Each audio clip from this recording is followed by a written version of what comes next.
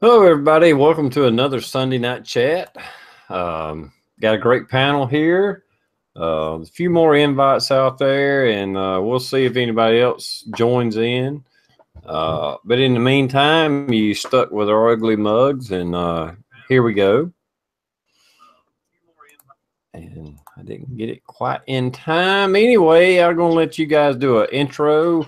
I know Don, Trees Are Blowing, said he was just going to step in for a few minutes, so I'll let you go ahead and do an intro.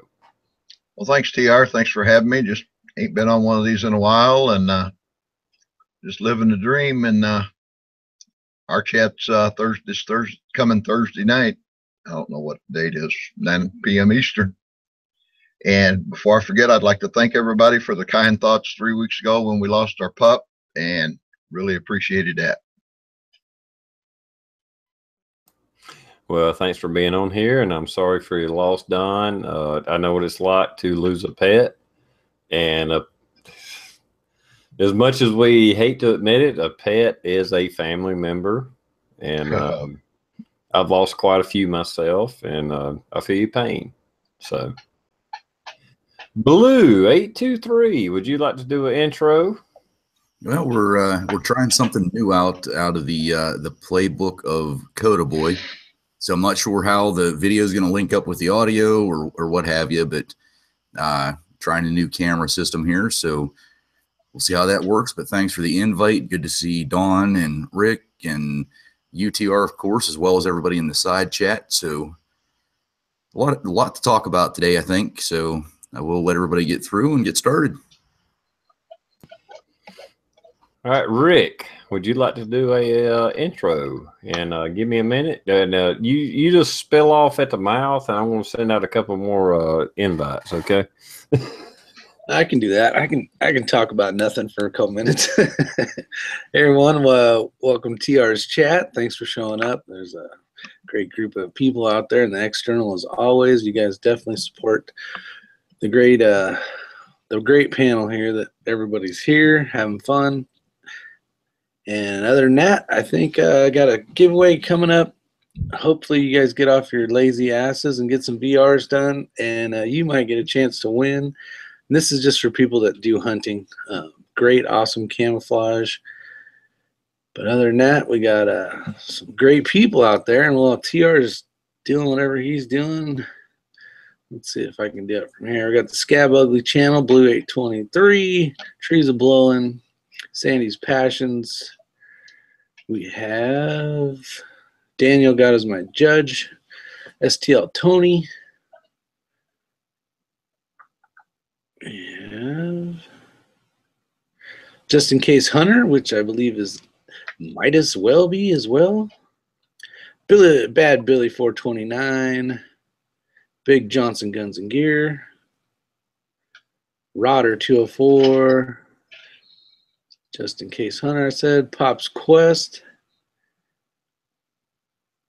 I'm getting to the bottom. We got Ronnie Brown. LMB Pro. SKS Hugo. P NASCARs. And Lake Shadow 100. Jasmine Quinones? I don't know if I said that right. Probably not. Finger Lakes Prepper. Who else do I got here? Winging It Tracy, Captain Shark, SKS Hugo, and that is it for now. If you haven't had a chance, comment in the section external. You doing good there, TR? All right, we're good. Okay, good. Big Johnson and Just do it yourself. Sorry about it. I sent a link to a few people. Check your inbox. Big Johnson. Hell, I forgot who I sent a link to now. Somebody else. Let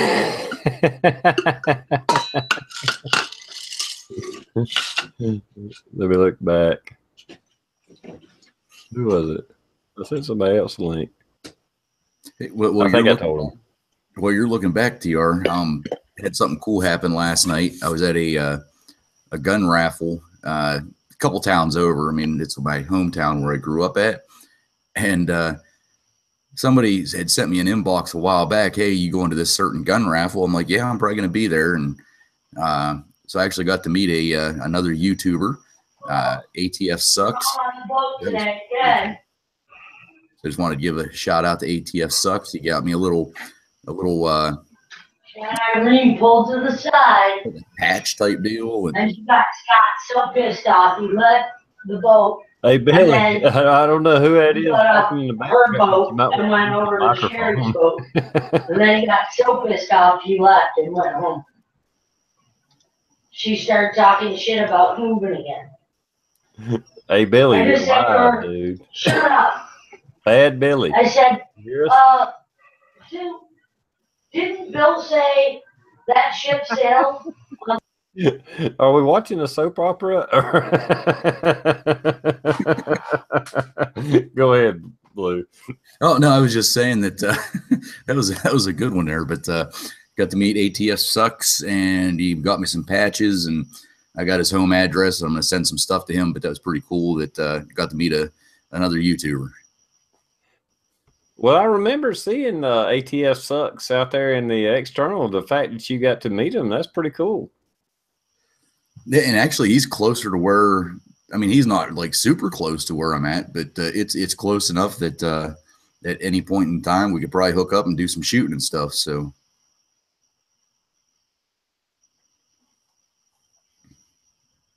just a little shout out. Awesome. Okay, Pop said I need to send a link to Wicked Sensation. Hey, Wicked Sensation. I mean, hey, oh, what the fuck, SoCal? I think I sent you a link, what the fuck, SoCal, through Big Meat Sunday. If I didn't, I'm going to do it right now. There you go. Link sent to Big Meat Sunday. You can log in under whatever name you want to. But if you check your Google account, there's a link sent out there. Does Wicked Sensation want a link? I've never seen him on a chat. So either Pops is setting me up, but I've seen Wicked Sensation out there several times. I'll give you a chance. And if you want to jump in, let me know. I'll send you a link. If you show your ass, I'll fucking boot your ass. You will be dominated. There's a lot of wrenches around here. Car carrier, Yankee 4. You guys are running late. Rich 4150. Yeah, a lot of people out there. Should be 5150. I tell you a little bit of a subject. No, I had to hook up shit up. Maybe some. Okay, Wicked Sensation. I tell you what, Wicked. Get you a camera. Get you a microphone. You may have to do your headphones, and don't worry about the people making fun of you. But if you have to use headphones like this, I did this for a long time, and fuck everybody that makes fun of you. But if that's what you got to do, that's what you got to do. Because, and I tell you what works really good is earbuds for a cell phone. You plug that in, you know, where you got earbuds, but you got a little mic on the wire. That works really, really good for a chat. What I have is a blue little noise canceling microphone. These are really good for a chat, but unless you're doing a chat a lot, I wouldn't, you know, you don't need to invest in that. You can just use your little headphones for your cell phone, and they'll work fine. And they're very low profile, and you can do that as well. Otherwise, you get a lot of noise feedback from your speakers. Let's see. Where was I going? Oh, yeah, the NFL. I haven't watched a football game in a fucking decade. Go ahead. But these NFL players that are I'm assuming they done it today. From what I've seen on Facebook, they were like multiple teams that they all took a knee during the national anthem, And I say, fuck you. If you hadn't boycotted the NFL yet, it's time to boycott the NFL. Absolutely. Fuck these $1 million players that's making money off, not necessarily mine because I don't watch it, but making money off us, saying that they are oppressed. Really? You're making fucking millions of dollars off people's incomes that have barely 2 nickels to rub together, but they're going to buy your jersey, they're going to buy your hat, they're going to buy your whatever, you know, and try to be part of something. And you're going to say, fuck you, America. Fuck you. You know what? Fuck you, NFL. Exactly. That's just. I got one thing to interject on that. I don't know if you've heard about it, but today Pittsburgh played Chicago. Blue, sorry about this. No, I was Chicago beat them, and I was tickled to death. They all stayed in the locker room while the national anthem, rather than go out and take a knee stuff, they just stayed in the locker room. Except one Steeler player, he's a vet. I can't remember his name. He come out and stood for the national anthem. I say good for him.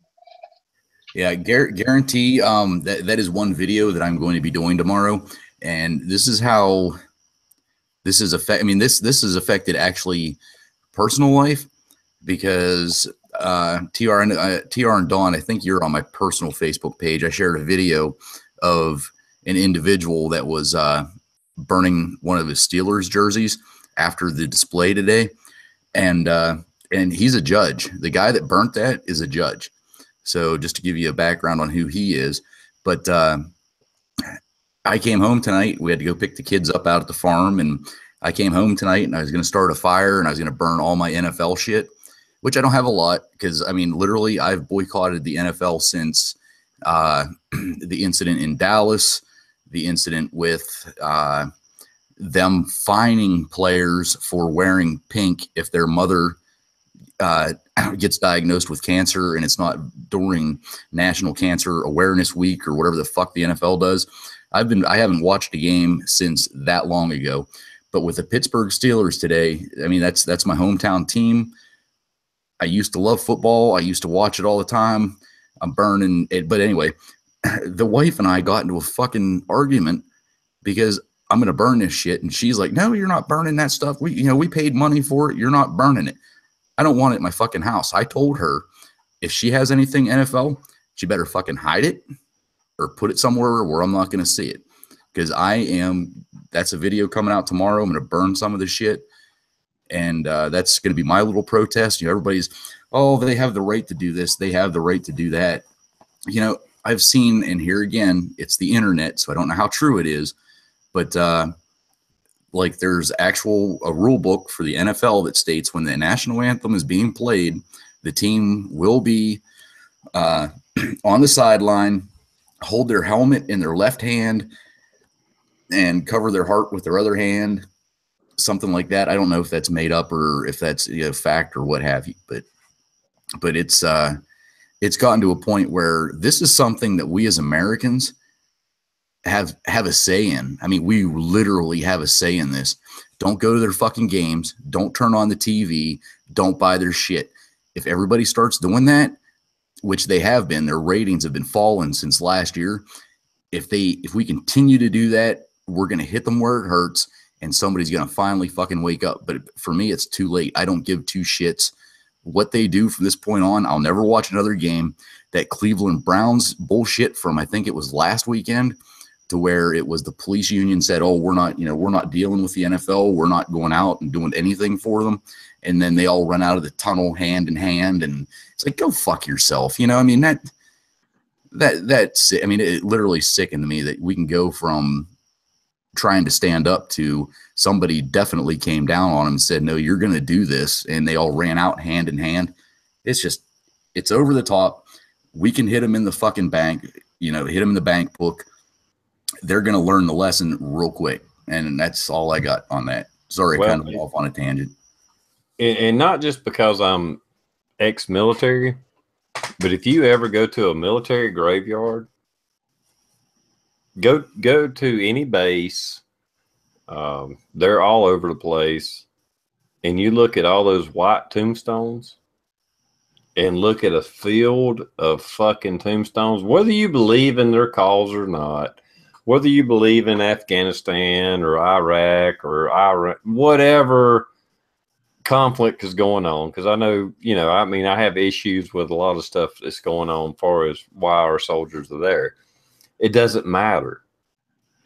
These guys joined and put their life on the line, and they lost their life defending a principle which they stood for. When you see these coffins, I mean, I work with a guy named Patrick. I mean, he's not a YouTuber or nothing like that, but I'll just say his first name, Patrick. His job was he took the coffins off the plane with a flag draped over them and, escorted them off the plane. You can't talk to somebody in the military seeing these damn soldiers died, whether you believe in their cause or not. It doesn't matter. These people died believing a certain way. And for you to fucking flip off these soldiers, whether their cause is just or not, or whether you think their cause is just or not, fuck you.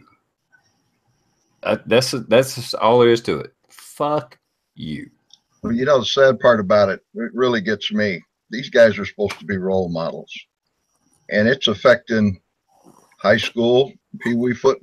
We got around here, there was a pitch come out.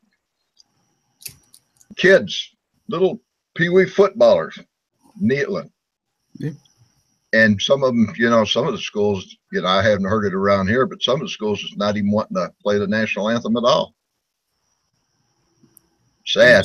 And it's all started because of these professional fuckheads. That's exactly right. That's just, it irritates me. It sickens me. And I'll be the first one to admit, whenever I was younger, I was in high school, I went through that little stage, I was between the age of 13 and maybe 16. And just to be a dumbass, whenever the national anthem came on, you're supposed to say the pledge. Literally, I was just being a dick who had no idea. I was young, no idea. And I just stand there and I wouldn't say anything, and I wouldn't do the pledge. I wouldn't do that. That was me being a young, stupid kid. But here we are looking at professional athletes that we pay their fucking paycheck. And God, if this doesn't start a whole, there better be empty seats, more empty seats every, or we lose. This will show you how patriotic America is. I really think that if it's continued to be supported, we're in a big world of hurt. But if they continue to get hit in the checkbook, I think that's a real good sign. Well, I'll tell you another thing that's really disgusting me since Trump won the presidency is how even the Republicans are shunning him. And whether you believe in Trump and whether you think he's a good guy or not, here was our choices: Hillary Clinton or Donald Trump. All right, Trump might not be he's not Ron Paul. I'll go ahead and tell you that. I admit it. I know it.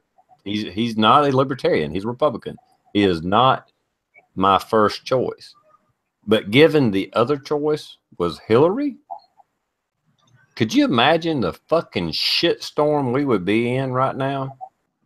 So fuck that. I don't care if you like Trump or not. He has good intentions. And all these Republicans that are dissing him, that are fighting him, fuck you. It's time to clean out Congress. These fucking career politicians need to get out of office. And the unfortunate thing is somebody has to run against them, and their local, state, whatever, You know, because I'm not saying I want you to vote a Democrat in to just to get rid of that person, because just like Lindsey Graham had a opposition the last term he ran against, he almost got kicked out of that seat by other Republicans. Okay, so if that happens in your state, your county, your district, look at it really, really hard. And these career politicians kick their ass out. I'm not telling you to vote Democrat just to be voting against somebody as a career politician, but if there is a choice, go after it. You know, I just want to throw that in there. Sorry. Billy probably can attest to this. I don't know if he's heard it yet for sure. I haven't heard it officially, but rumor has it that Kid Rock's going to run against S.H.T.F, and I'd love to see that. Yeah, I've heard some stuff about that too, that he mentioned it at his concerts. That'd be pretty funny. I could just see them stiff shirts in the Senate if he won that. I think we're going to start seeing a lot of celebrities taking offices. You know, what's amazing is a lot of people forget about Pat Tillman, you know, who used to play for the Cardinals and left the Cardinals to actually go into the Army, lost his life, like in 2004 or something. And, you know, I mean, he was a player that left a lucrative career to go serve his country. And all these other NFL players forget about him. I mean, just don't even recognize him. That's bullshit right there. That's a big old bucket of bullshit. You know, they should be supporting him because he was an NFL brethren, but nope. All right, I want to take a minute to recognize Big Johnson. I think this is the first time you've been on one of my chats. And yes, sir. Bad Billy, I'm going to let Big Johnson do an intro in case you don't know him. Go ahead. Hello, I'm Big Johnson of Big Johnson Guns and Gear. Definitely love the CZ life. I appreciate you letting me be on, and appreciate all the subscribers, and, you know, having a good time. Well, welcome to the panel, man. Thanks, sir. And Bad Billy, Ammo Mafia, representing. Yeah, how you guys doing tonight? Just got home from northern Michigan, was up there working on the hunting property all weekend. Hotter than hell. Yeah, what's up with that? Freaking, it was like 90 degrees in PA today. It was 94 up there. Running a brush hog, a walk behind brush hog across 20 acres. It was lots of fun.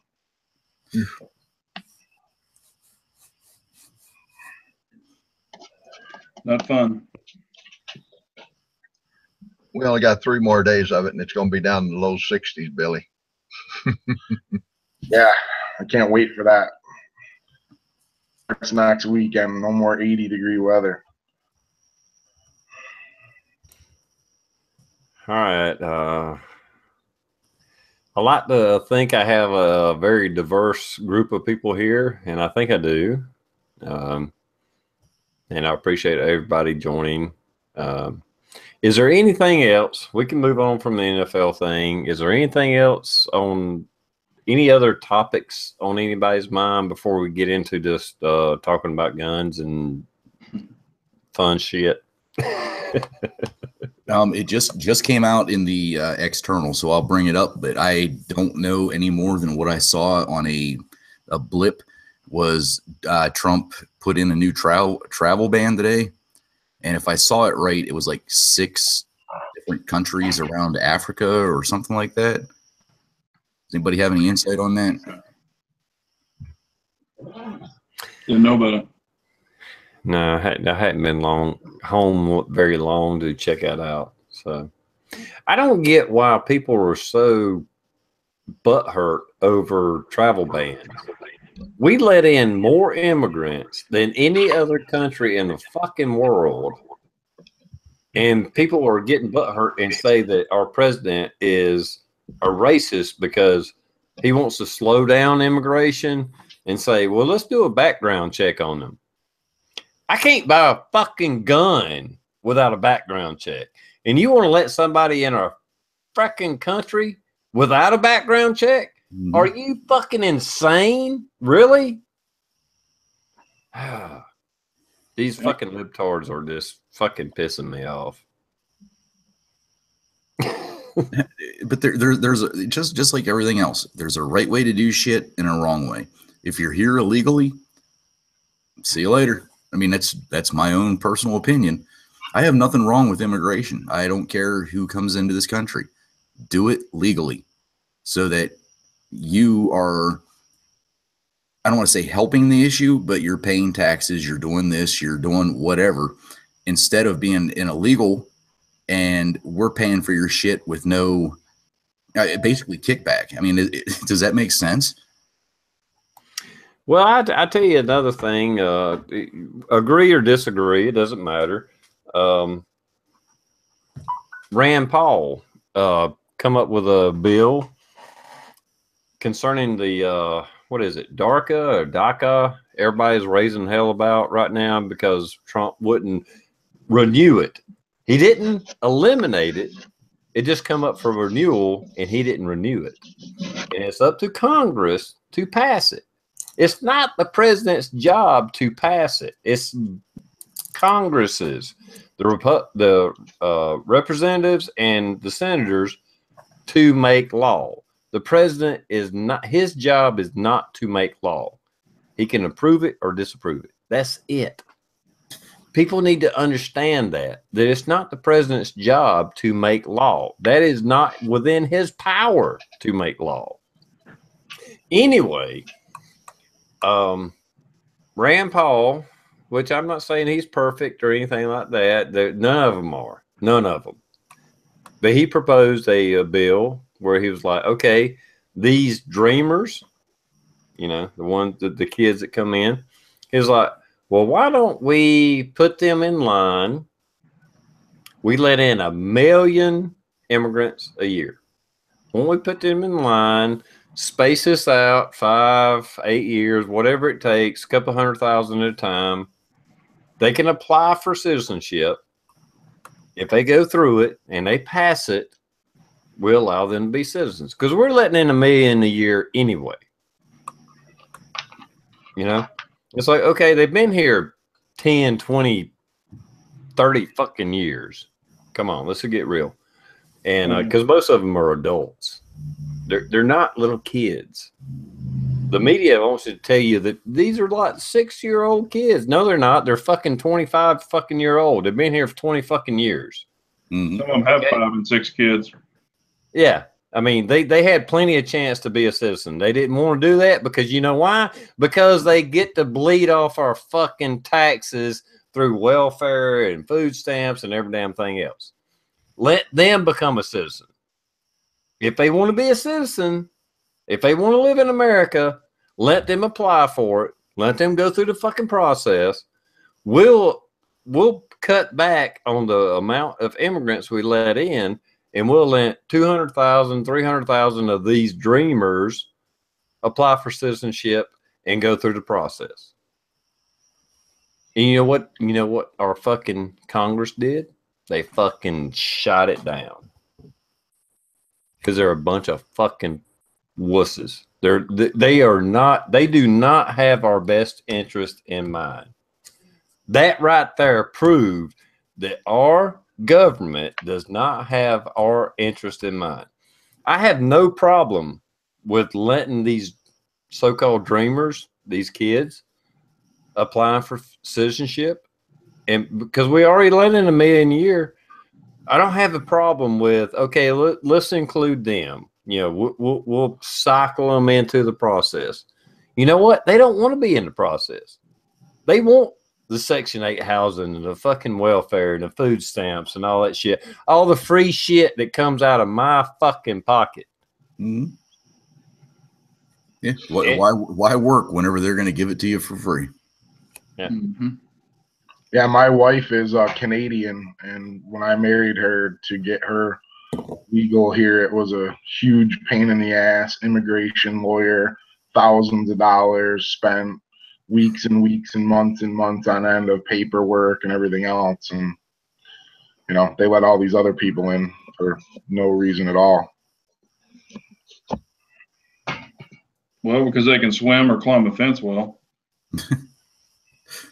Now, wasn't there something, I could have sworn that I just saw this, somebody from Canada, I don't know, maybe we have any Canadians watching, had met somebody, an American citizen, and they had got married, and the guy's job was like so much better in Canada, and like it was just better for them. And it took like 6 years for her to become a Canadian citizen after they'd already been married.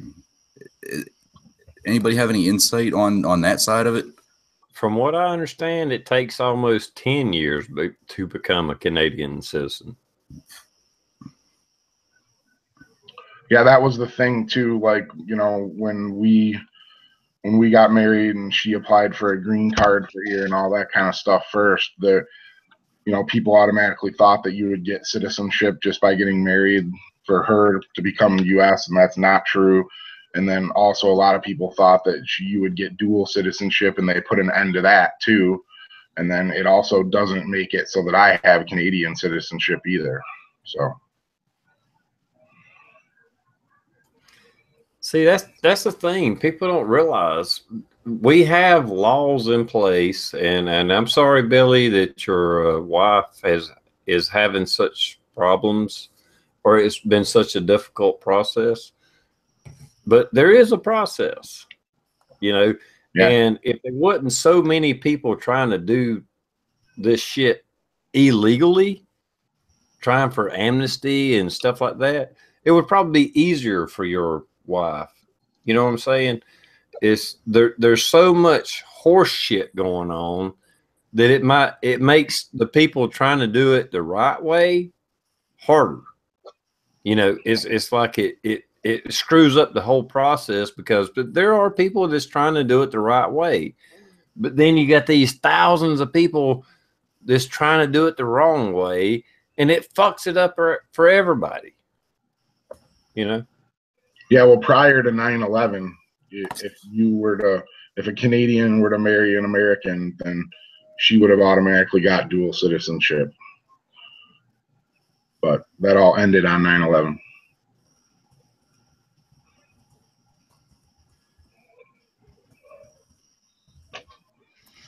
Yet you got all these liberals wanting to let hundreds of thousands of people just flood our fucking borders and say, oh, let them in, they're okay.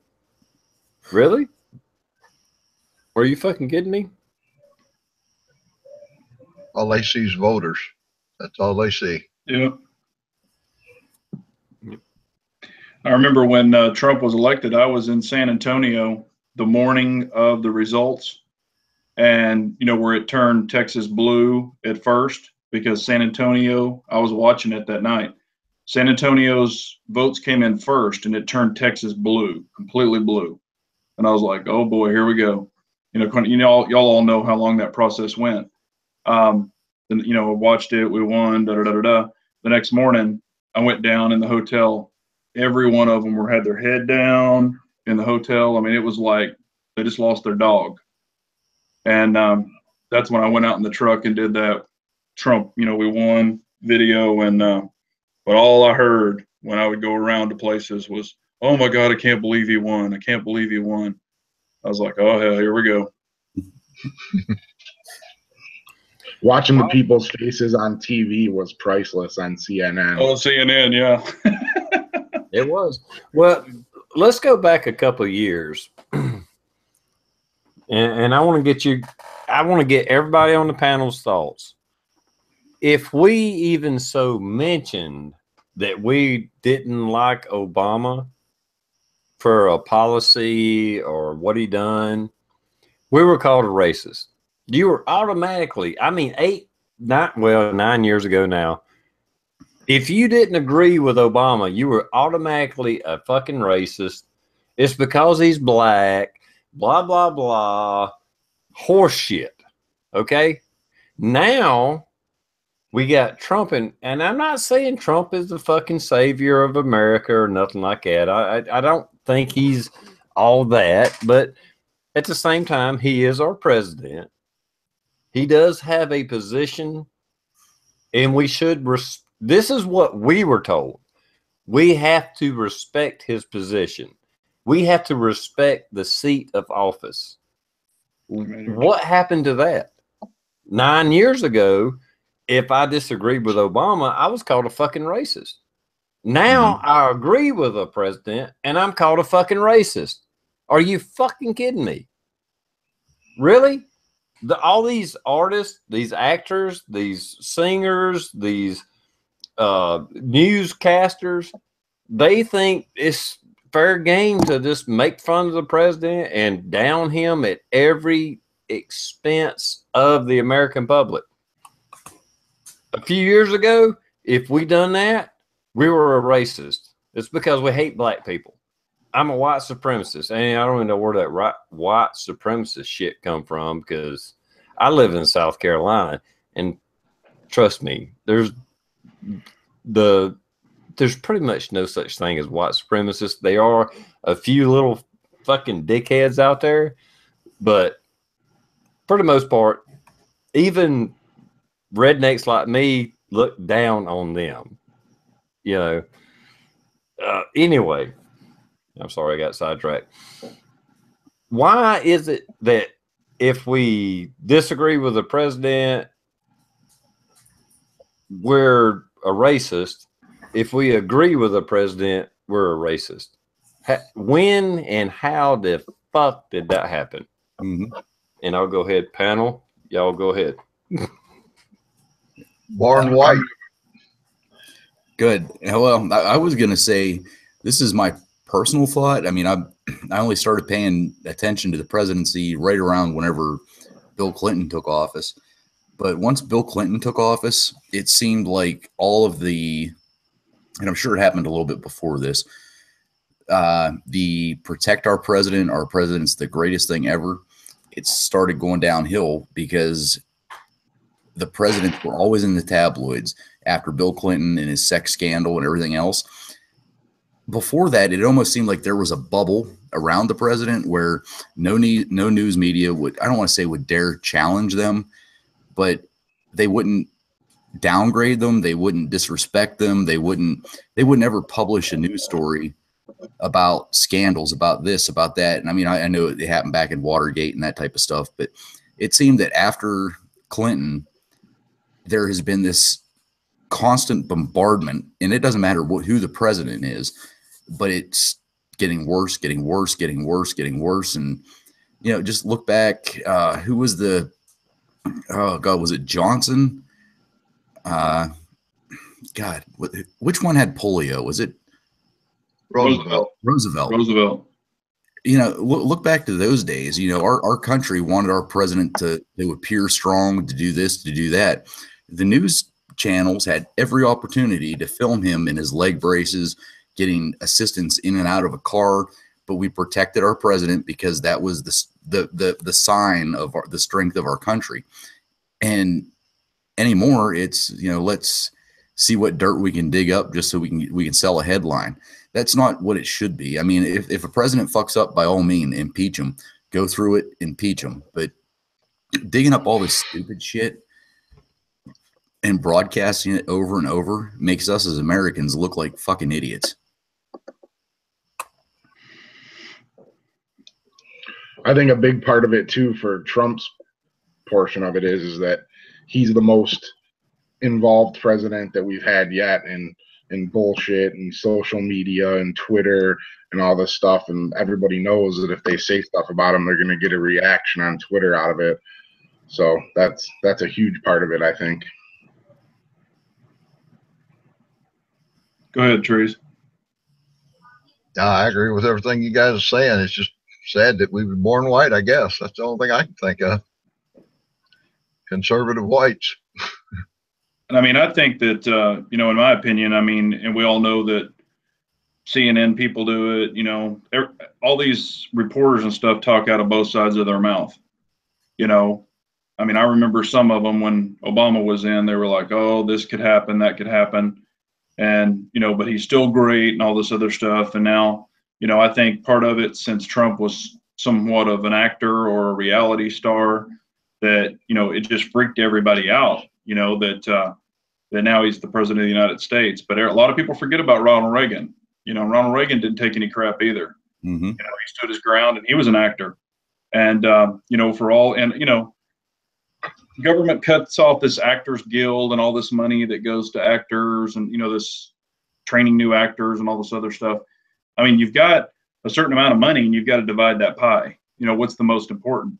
And, you know, Trump is trying to do the best he can with what he's got to deal with. And, you know, I mean, they need to support the commander in chief, and people just like to bitch about it. You know, he's headline news, and you're right, Billy, you know, when he says, you know, he's the first president that's thrown all these tweets out and replies to people. And, you know, like this NFL thing, he gave his opinion, you know, which is his right to do that. You know, First Amendment, and people are freaking out about it. So it is what it is. But, you know, Trees, you're right too. It's that white privilege, you know, hell, every person that's white apparently is a racist. You know, it's just, it's crazy, but that's the way some people think, you know? Yeah, I'm not really sure when people that have, you know, 6 or 7 zeros in their paychecks too decided that it was a good idea to start supporting liberals, you know, because fucking Obama was emptying their pockets. So I don't know what they're bitching about. That is true. You know, and I agree with the immigration issue. You know, they're letting more and more and more people in because that gives them voters. They can try to buy a vote.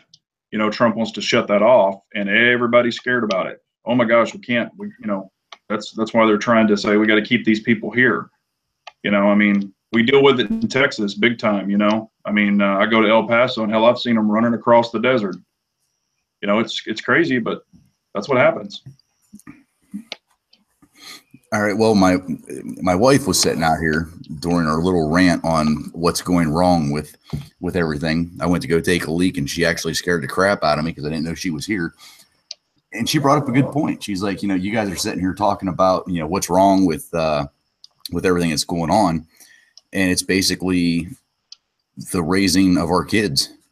No one is taught to respect anybody anymore.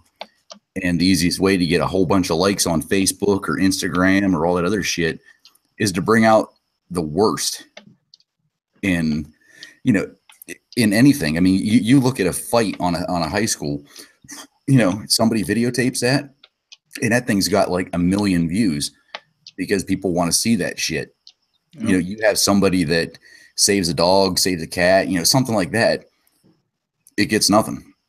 Yep. Or the kid that stood out on the beach with his flag all day. You know, that's respect, and it's respect is not taught anymore. Yeah, it's no longer earned. Exactly. Well, you know, and also it's not a lot of parents raising their kids, it's society raising their kids. You know, they're seeing all this stuff, and the parents are just like, oh, well, that's okay. And I mean, we all probably have them in our family. I've got them in my family, you know, that are definitely different. And yeah, the family reunions and the Christmases are very interesting around us. Very heated, put it that way. Yeah, like somebody said in the external too, it's this whole it's this participation trophy generation. Yeah. Oh yeah. Woo. Yeah. I don't know. Do you guys, I mean, I realize my kids are, I mean, Christ, my kids are 10, 8, and 7. So, I mean, I realize my kids are a lot younger than probably the kids that you guys have. But if my kids, if they go to a store, I don't care if it's Walmart, I don't care where it is, and they interact with the checkout person and they give the money and they give it back. If my kid doesn't say thank you at the end of that transaction, I take their shit. Yeah. You know, they may have bought it with their own money, but they're I don't want to say it's forced respect, but they're going to learn a lesson. You know, if somebody holds a door open for us and they don't say thank you, yeah, I don't want to say I embarrass them, but it's like, hey, look, this person just took time out to help you through this door. Turn around and thank them. And some people look at me really fucking weird whenever I do that in a shopping area.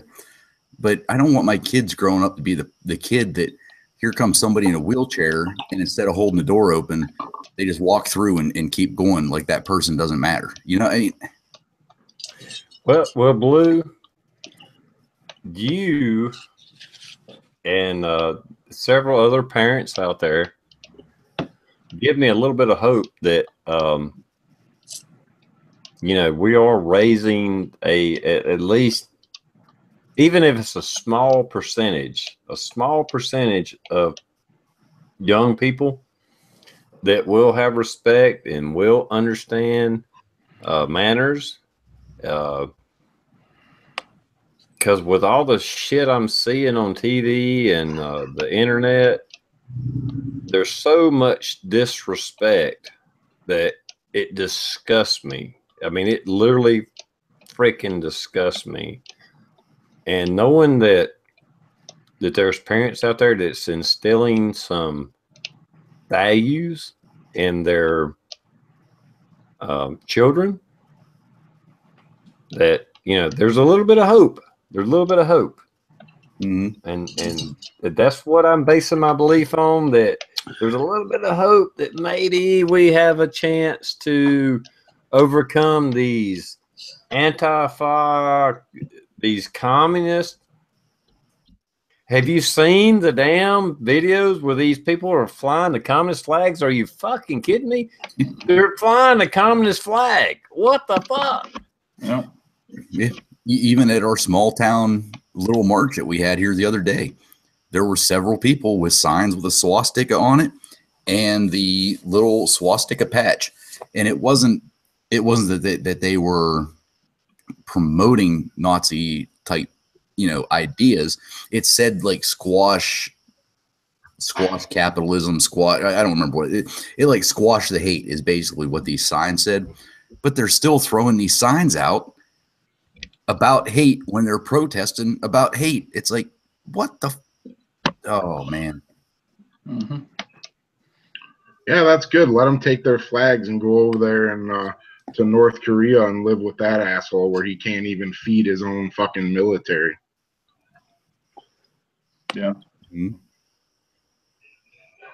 They'll have to get the same haircuts as him. Yeah. Yeah, you know, and I don't know if y'all do this, but I do this. You know, if I hold the door open for a young person, you know, and they're walking in, you know, and I'll hold the door open for them. If they don't say thank you, I'll actually yell out, "You're welcome," really loud. I mean, I try to prove a point. And, you know, I did a video a long time ago where I was picking up a prescription. I'm standing in line, you know, the person's at the counter, so I'm waiting my turn, and I turn around and there's a little man in one of those little scooters. He's got, you know, veteran on his hat. And I start talking to him, "How are you doing?" You know, and everything. And they said, "Okay, next to the counter." And I said, "You go ahead." And he goes, "No, no, no." And I said, "I insist." I said, "You fought for this country." And he said, "Thank you, sir." There were two women behind him, and they actually got pissed off that I let him go ahead of me, even though it would have been me up there and they still would have been behind him. Right. And they're like, "I can't believe he did that. That's ridiculous." And I said, "You know what? This man fought for our country." I said, "I don't know where the hell you're from, but I said, you should respect him." And I said, "What about your grandfathers? Did your grandfather fight for the country?" And these two girls said, "I don't know." I was like, what the hell's wrong with y'all? I said, more than likely your own grandparent fought for our damn country and you don't even know it. Yep. I was like, it's just crazy, man. Kids are just, you know, this social media stuff's getting way out of control. And I guarantee you, on these marches and all this other crap, if there was no social media or they couldn't video it and try to do a YouTube video or whatever, half this shit wouldn't happen. I agree. Mm-hmm. You know, everybody wants to be a 5-second star. What was it? Was it the knockout game or some shit a couple years ago? Yeah. That shit. Oh my God. That absolutely disgusted me. I mean, homeless people and everything. Yeah, but you noticed that shit stopped real quick once somebody got fucking capped. Mm-hmm. Somebody got shot in the gut. Yeah. Yeah. The game ended quickly. And that clown shit too. I guarantee a clown run up to me, I'd pop his ass. Mm-hmm. He'd be a dead clown. It's the same thing they need to do with all these protesters and rioters. Kill 3 or 4 of them and leave them dead in the fucking street and the shit will stop. Well, and like I've always said, beanbag guns and fire hoses would fix that shit. Oh, yeah. They could sit out with fire trucks to block barricades from vehicles coming through to run over people, which we know happens. And, you know, they're not going to run into a fire truck, and you pop them with a fire hose, their ass is going to run away. Well, that's why they always do these big protests, are always in anti-gun communities. Yep. Big cities where guns are not allowed. Your average citizen is not allowed to carry a gun. That's where they do these. They bust people in to do these protests in places where the average citizen can't defend themselves. Well, we had that deal in Dallas, you know, where the police officers were shot, and, you know, white police officers were killed and all this other stuff, but you didn't hear all this, you know, these Black Lives Matter people going on and about, oh my gosh, you killed white police officers. You know, that's bullshit too. But, you know, it's, I mean, yeah. Yeah. When you have mayors and council members and everybody else telling their police forces to stand down, yeah, let them have their, what do you think's going to happen? Hey, we got away with it. We got away with it. We're still getting away with it. And here we are, you know, 3 years later, still getting away with it. You know, move in. And like you said, you know, a forcible felony. Well, you didn't say this part, but a forcible felony is a forcible felony. By all means, you have the right to be shot and killed. Or you know, like this, like all that stuff that happened at Berkeley, you know, where they started bashing in the windows of the college. And also they had the, you know, the motorized lighting trailer, which was not owned by Berkeley. It was actually a commercial unit, and it was out there, and they flipped it over and caught it on fire. I mean, that's destruction of property, and it wasn't even Berkeley's property.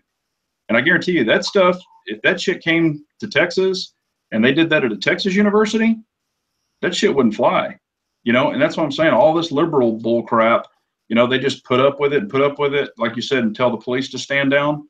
Hell with that. You're tearing up shit and busting out windows. You're going to get beanbag, you know, you're going to get popped with a beanbag gun.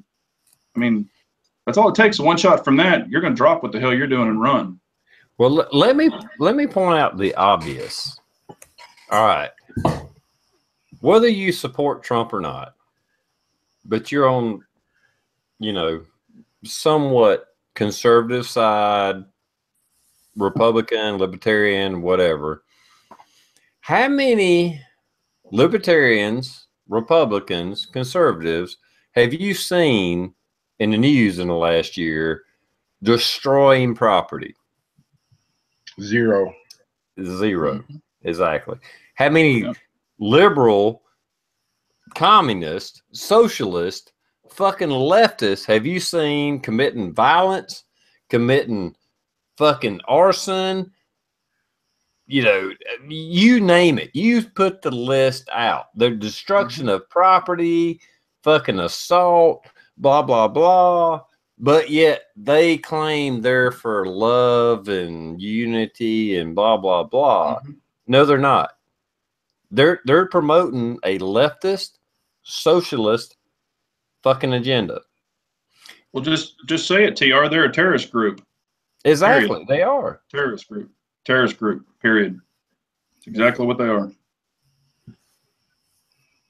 You know, and they should be treated as such too. And also, I'll tell you what, I mean, like, you know, when you go into banks and stuff, you got to take your cap, or our banks, you got to take your cap off, your sunglasses off and stuff like that.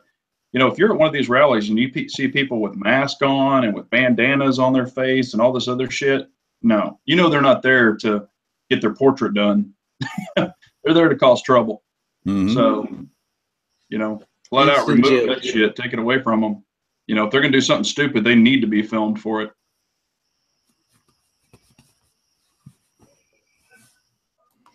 Yeah, the whole thing with the mask, I don't know. You know, I mean, I'm not a much, you know, as much as I love the Constitution, I don't know how we deal with that. But the fact that you show up to a protest with a mask on, I think there could be something done about that. you know, without stepping on toes and religions and stuff like that, you know, if you want to be in public with your face covered, that should probably be allowed. But if you're at a protest with your face covered, I think we could come up with a law. And I know I'm touching on some really touchy ground here. But with the Antifa, these communists, these socialists, and this is where we touch on really hairy ground. Can we allow people to have masks at protests? Because it would. Go ahead. No, I was going to say no. All it would take is a simple city ordinance, county ordinance, you know, whatever to do that.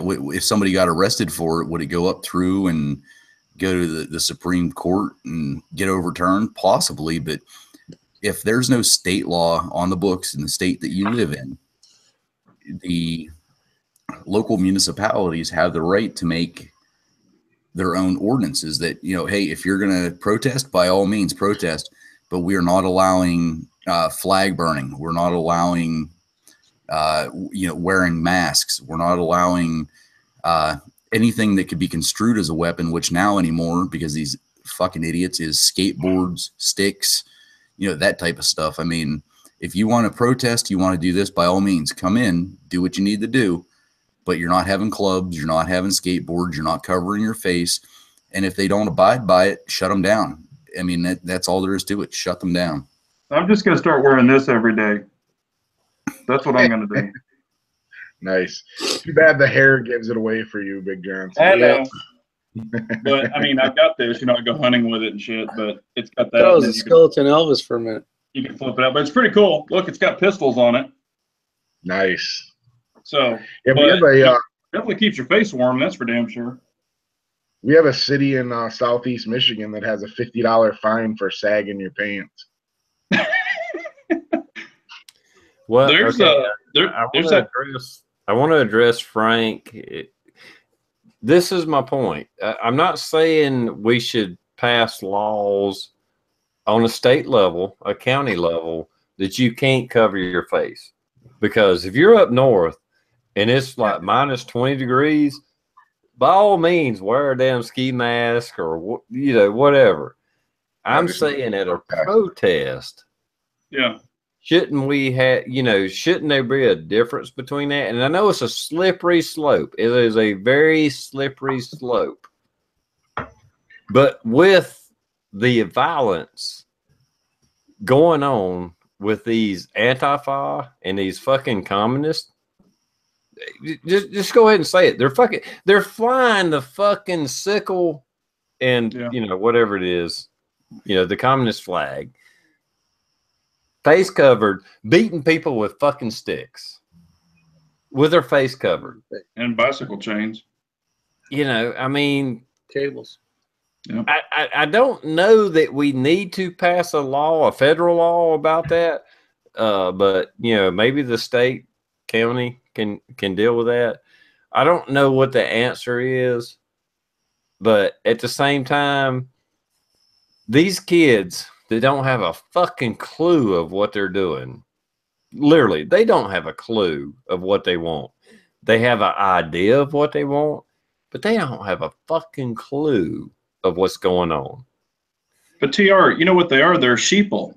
They just follow. They're just followers. They see some guy they think that's great, and they just latch onto it. They're not leaders. They're followers. Exactly. Yeah, I agree with you, Big J. Dude, you nailed it on the fucking head right there. These are followers. These are what they've been taught their entire fucking life through school, through college, this liberal agenda, this socialist agenda, and anything against what they believe, they think is bad. It's evil. We're fucking Nazis. We're, you know, we're white supremacists. No, we're not. We just, us that have a few years on you, little kids, we have knowledge. We have knowledge of history. We understand. We know what the hell happened in history. I'm not saying that we're all fucking geniuses or anything, but I'm just saying that we have a better understanding of history than you do. And Well, you're thinking, go ahead. No, I was just going to say, like a perfect example is the flag right behind you. It actually means something. It doesn't mean what other people think it means, but it actually has a meaning. And, other people are the younger generation or these sheeple, they don't understand that, That's like the David Koresh thing and all this other crap. They're just a bunch of followers, and there always will be followers, period. Yeah, matter of fact, all they're teaching in school these days is about slavery and not the other history. Well, they're taking this history, trying to take our history away, just like Russia did, etc., and take the history away and not let kids know what really happened back then, and try to just make up crap like, oh, here's what we're going to go with now, or here's what we're going to try to instill in them now. Matter of fact, I actually, Big J, I drove by a church today. I was at a friend's house, and on my way home, I drove by an old church, and they were some flags like this, little bitty flags, put on a gravesite. There's actually Confederate soldiers buried there. Yeah. That flag meant something to them. Whether you agreed, and I agree with you. I mean, it wasn't about fucking slavery. It was about fucking taxation. Without representation is why we even have America. Yeah. And they don't get that. The South was paying 80% of the taxes of the United States. That's why we went to fucking war with the Union. Anyway, there's soldiers buried in our graveyards in the South that died. I mean, come on, really? But there's blacks, there's whites, and the other flag right behind you, all kinds of blood is spilled for that. All races have spilled for that flag, but they don't look at it that way, It's a sad thing. Really is. Give it a couple more years, they'll start tearing down the American flag in front of any public venue because it's automatically a hate flag. Just offensive. Come on. Give it a couple years, and that's the slope we're taking. Well, put it this way, I better not be standing there. I don't care how old I am. Did you guys hear that shit that I read online on Friday that Buffalo Wild Wings says they're going to start shutting the TVs off in the restaurant during the national anthem? What? I haven't heard that. This shit's getting out of control. I know you guys already talked about it, so I won't say much, but yeah, I actually heard that too. Yeah. You know what? Yeah, that is then move the fuck out of here. I got in an altercation at Buffalo Wild Wings in Oklahoma City. I walked in, gonna have lunch, and I saw a sign on their door, and it wasn't an official sign, and it said no guns, all this other stuff. And I was like, screw that. I went in, did my business, talking to the waitress, and I said, what's up with this no gun thing? I said, when did y'all start doing that? Oh, well, it's becoming company policy, da-da-da-da-da. And the lady goes, she was my waitress. She goes, well, I don't understand it because I was in Iraq. She was a soldier. She goes, I don't understand it. I have to leave mine in my car. Well, over in the corner, there were like 20 white guys sitting at a table. They were all dressed up. And I said, and she goes, it's because of them. And I said, who's them? She said, that's Buffalo Wild Wings corporate. I said, really? She said, yeah, they're having a corporate meeting here. And I was like, oh, wow. So had my meal, she took really good care of me. I walked over and I said, are y'all corporate? And they said, yeah. And I said, what's up with this no gun sign? Oh, well, we feel that it's safer, da-da-da-da-da. I said, you think a bad guy's going to read that damn sign? And they were like, well, no. I said, bad guys don't read. I said, that's why they rob banks and shit. You don't think they're going to come in here and rob y'all? I said, who's going to defend y'all's ass? And they were just like, well, that's the new company policy. And I said, well, this will be the last time I'm in. Mm-hmm. Good. They need to hear that from more people. Yeah. And I haven't been back to one since. Nope. Yeah, it's pretty cool in the you know, in the social media aspect. Like we have, you know, the Michigan concealed carry and the Michigan open carry Facebook pages and coalitions, and they are very on top of posting lists of businesses that allow carry, and that's good. Yep, we've got them too.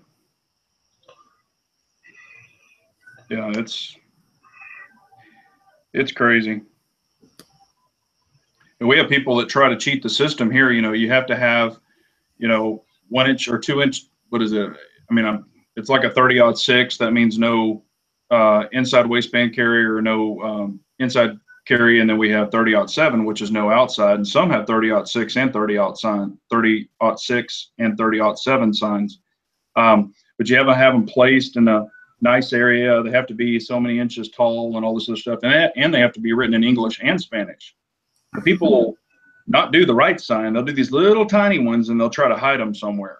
So if they see a gun on you, then they'll ask you, you know, to leave. And if you choose not to, it's trespassing. But you know, I've even called people out on it. I'm like, you know, what's that? And they'll go, well, that's our don't carry sign. And I go, that's not legal. They'll go, what do you mean? I'll say, well, it has to be an inch tall, but they're like, oh, well, you know, corporate sent it over here. I'm like, everything's on corporate. And hell, I like the ones that are. Go ahead. I like the ones that are specific guns. The signs of a lot of the places in Michigan, they have a circle with a slash through them, and it's like a revolver. And I just go, oh, well, that just means no revolvers. I'm good. I haven't seen that. Oh yeah, no revolvers, perfect. Do they have a no Glock one? That should be on everything. No, I'm joking. Yeah, there are some that look like Glocks, and then there's a lot of them that look like Berettas. Actually, most of them look like Berettas. Yeah, I've seen the Glock and the Beretta ones. They have the Beretta ones in Oklahoma. That's perfect. Who the hell carries one of those? Yeah, well, and theirs are cheesy. It's a round circle with a little line in it. I'm like, where'd you get that? A bubblegum machine? And that's weird because I travel so many different states. They all have different. You know, you have to know the laws for each state, because I'm like, man, that just looks like a bumper sticker they stuck on the wall. No, that's their legal sign, or, you know, for that state. That's pretty funny. Well, if you just don't pay attention when you walk in the door. Yeah, I just tell them. I'm oblivious. I never look. I'll tell you what South Carolina done, and I don't know how the other states done it, but what they done, I forget whatever. 8.5 by 11, TR. What is it? 8.5 by 11. 8.5 by 11. If your sign is this size, it has no legal fucking reverence. Yeah. Did you hear what they're done? Is they made it a half an inch longer than a normal copy paper. So if a company tries to print out their own fucking shit saying you could just carry that around, it's like, okay, that's not legal. No. Did you hear about Tennessee? I don't know if this passed, but they were trying to pass a bill if you're an anti-gun business that you have to provide the insurance for all your patrons inside there. If there is a shooting, you have to pay all the families. This insurance policy will have to pay all the families if you choose to hang a no gun sign in your retail store. That is a very good policy. I want to say it was Tennessee, and I was reading about that, and I was like, man, that's awesome. So they're like, if you're not prepared to purchase that insurance, and you know it's not going to be cheap for a business owner, don't even hang a sign on your door saying no guns. And I was like, amen. That's what they all need to do.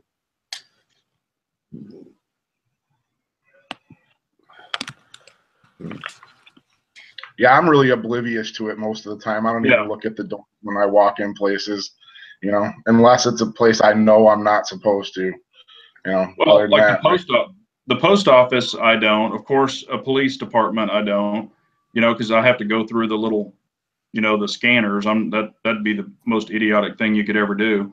And of course, I've had to, you know, go in for jury duty. You're not going to take a gun into damn jury duty. Yeah. Courthouse or police department, I wouldn't. Yeah, I don't want to lose my right. I got a question for you guys, right? So every year just north of me has the county fair, and in order to walk in, you have to go through metal detectors. But if you have a concealed carry permit there, it doesn't say anything about not being able to carry at a fair. I don't know. That's a new thing for me in North Carolina. Is that normal? Do you guys normally see that? Well, Because I it's a mean, county. It's a county property.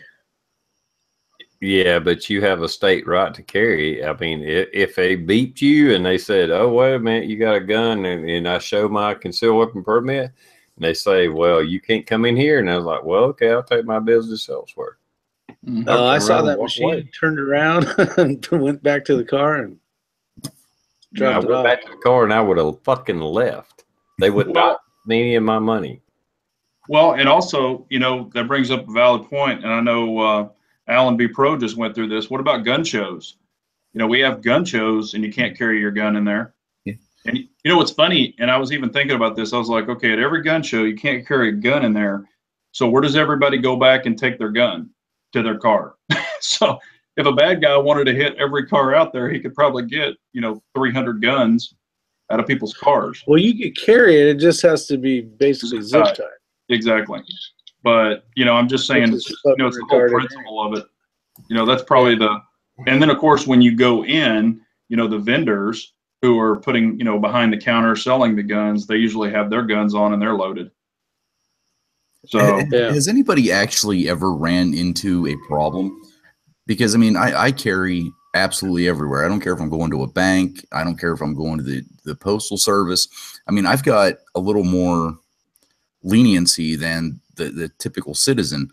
However, I have never once been questioned, ever. I did a video on it. This was a long time ago when I first started YouTube, and I had it concealed, but I was at a Walmart and I'm just going around with my family and we were just grabbing some groceries and these people were following us, and I was carrying a full-size gun at the 430 position. And I know I'd been over a couple of times, and there was a man and a lady in a cart, and everywhere we went, they were going. I mean, they were literally like right on our tail. So we were over in the produce and, I was pushing the buggy around, she was pushing the buggy around, and she goes, "Do you have a gun on you?" And she sounded like she was from a different state, had an accent. She goes, "Is that a gun?"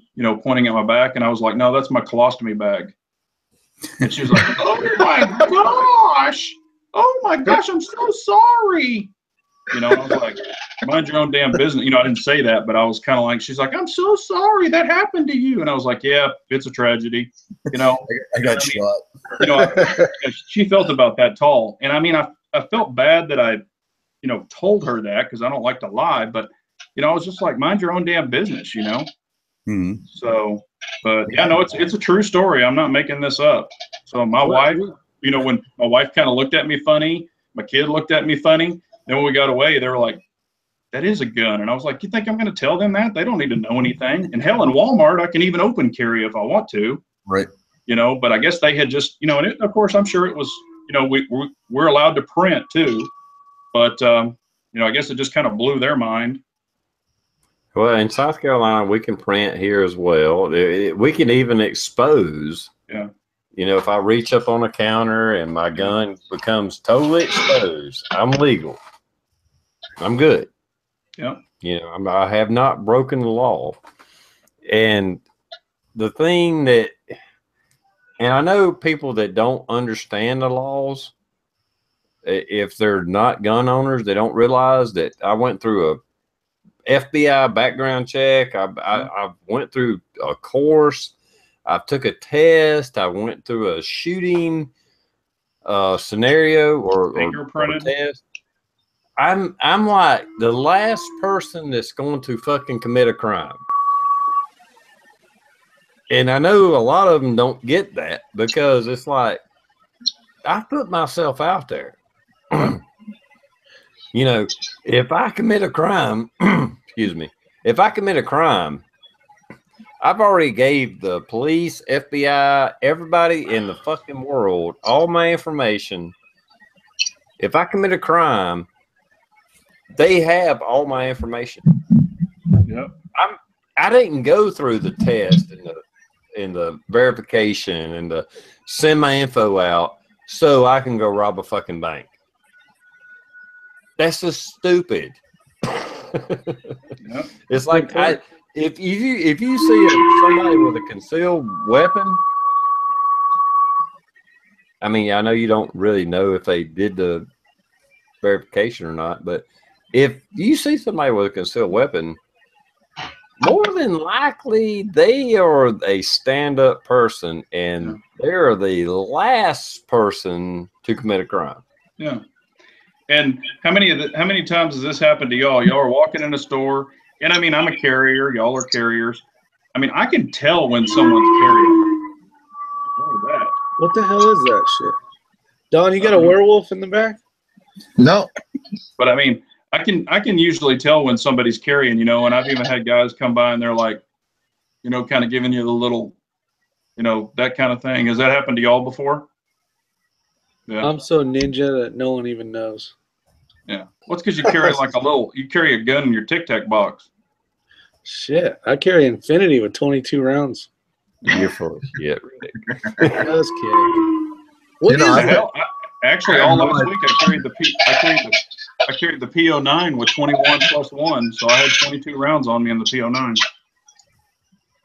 You know, I pay attention to everywhere I go, you know, whether it's Walmart or wherever, and I've yet to notice anybody carrying.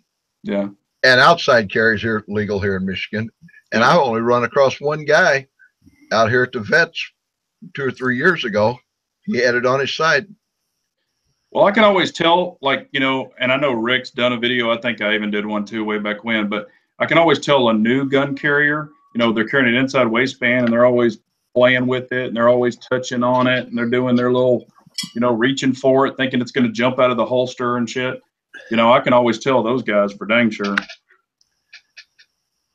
I see a lot of people with the alien gear type holsters tucking it with shirts tucked in, and you see the clips hanging over their belt. Yeah. See a fair amount of that.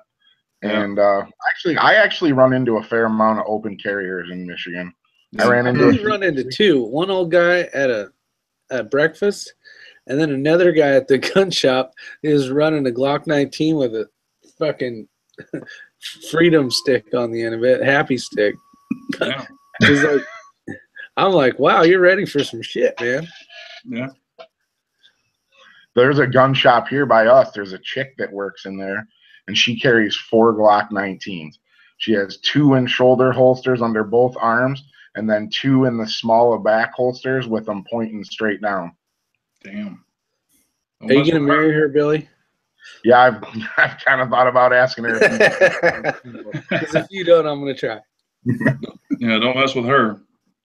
I always like the people that you see that open carry that have their, you know, $15 Uncle Mike's holster that has a little plastic fucking clip on it, and they put it on their pocket, and as they're walking around, the goddamn gun's flapping around in the wind. It's like, you know, if you're gonna carry a gun, at least do it right. I don't care if you're open carried or not, but holy shit, all I have to do is come up behind you and you are disarmed.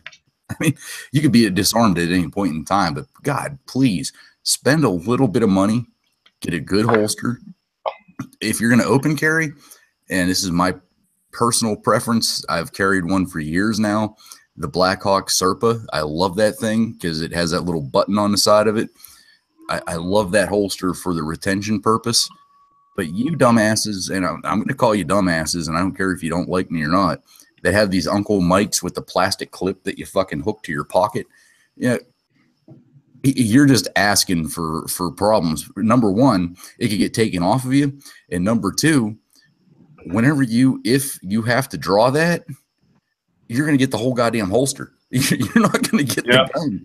It's like, yeah, I hate to be a fucking gun, whatever. I don't even know what the term is I want to say, but if you're not spending 40 or 50 bucks or more on a holster, you're doing it wrong. I don't care if it's outside the waistband, inside the waistband. If you're not spending 40 or 50 bucks on a holster, you bought a piece of shit holster. Yeah. Well, and I mean, you know, especially on an outside waistband. I've got some really nice Kydex inside waistbands, you know, and they're great holsters, you know, like Mid-Atlantic Holster. Hell, he makes his holsters should be way more than what they are. He just charges $29. I mean, which I don't even know how the hell he makes them that cheap, but he does. Yeah, and I mean, I was at the Walmart, and I even did, this was a long time ago, I did a video on this kid. He was a kid. He was probably, I don't know, 22, 23, 24, new carrier. He had, and I always joke around, you know, when I do, you know, the redneck Big Johnson, and you know, I talk about the leg rig. Well, he actually had a leg rig on, you know, the old school nylon leg rig, and he had a Beretta, or it might have been a Taurus, you know, like a P92, and he had it on there and did not even have it clipped. And that thing was just wobbling around. And I'm standing at the gun counter going to get some ammo. Well, he's standing there too. I was standing right beside him, and this kid's, you know, he's got his phone up and he's like texting and playing around. And I literally could have just reached down and pulled that gun right out of there and shot him in the head with it, with his own gun. And he had not a clue that it was just sitting there flopping around. And he bent down, that gun was starting to slide out, and I was like, oh shit, you know, what's going on here? But, you know, it's people that just don't know what the hell they're doing. Mm-hmm. You know? Yeah, I've done that to guys that I work with, the new hires, that always get way too close to people. And it's like, they're not your friend. They're not your buddy. If we're dealing with somebody, 9 times out of 10, you're there for a reason. Yeah.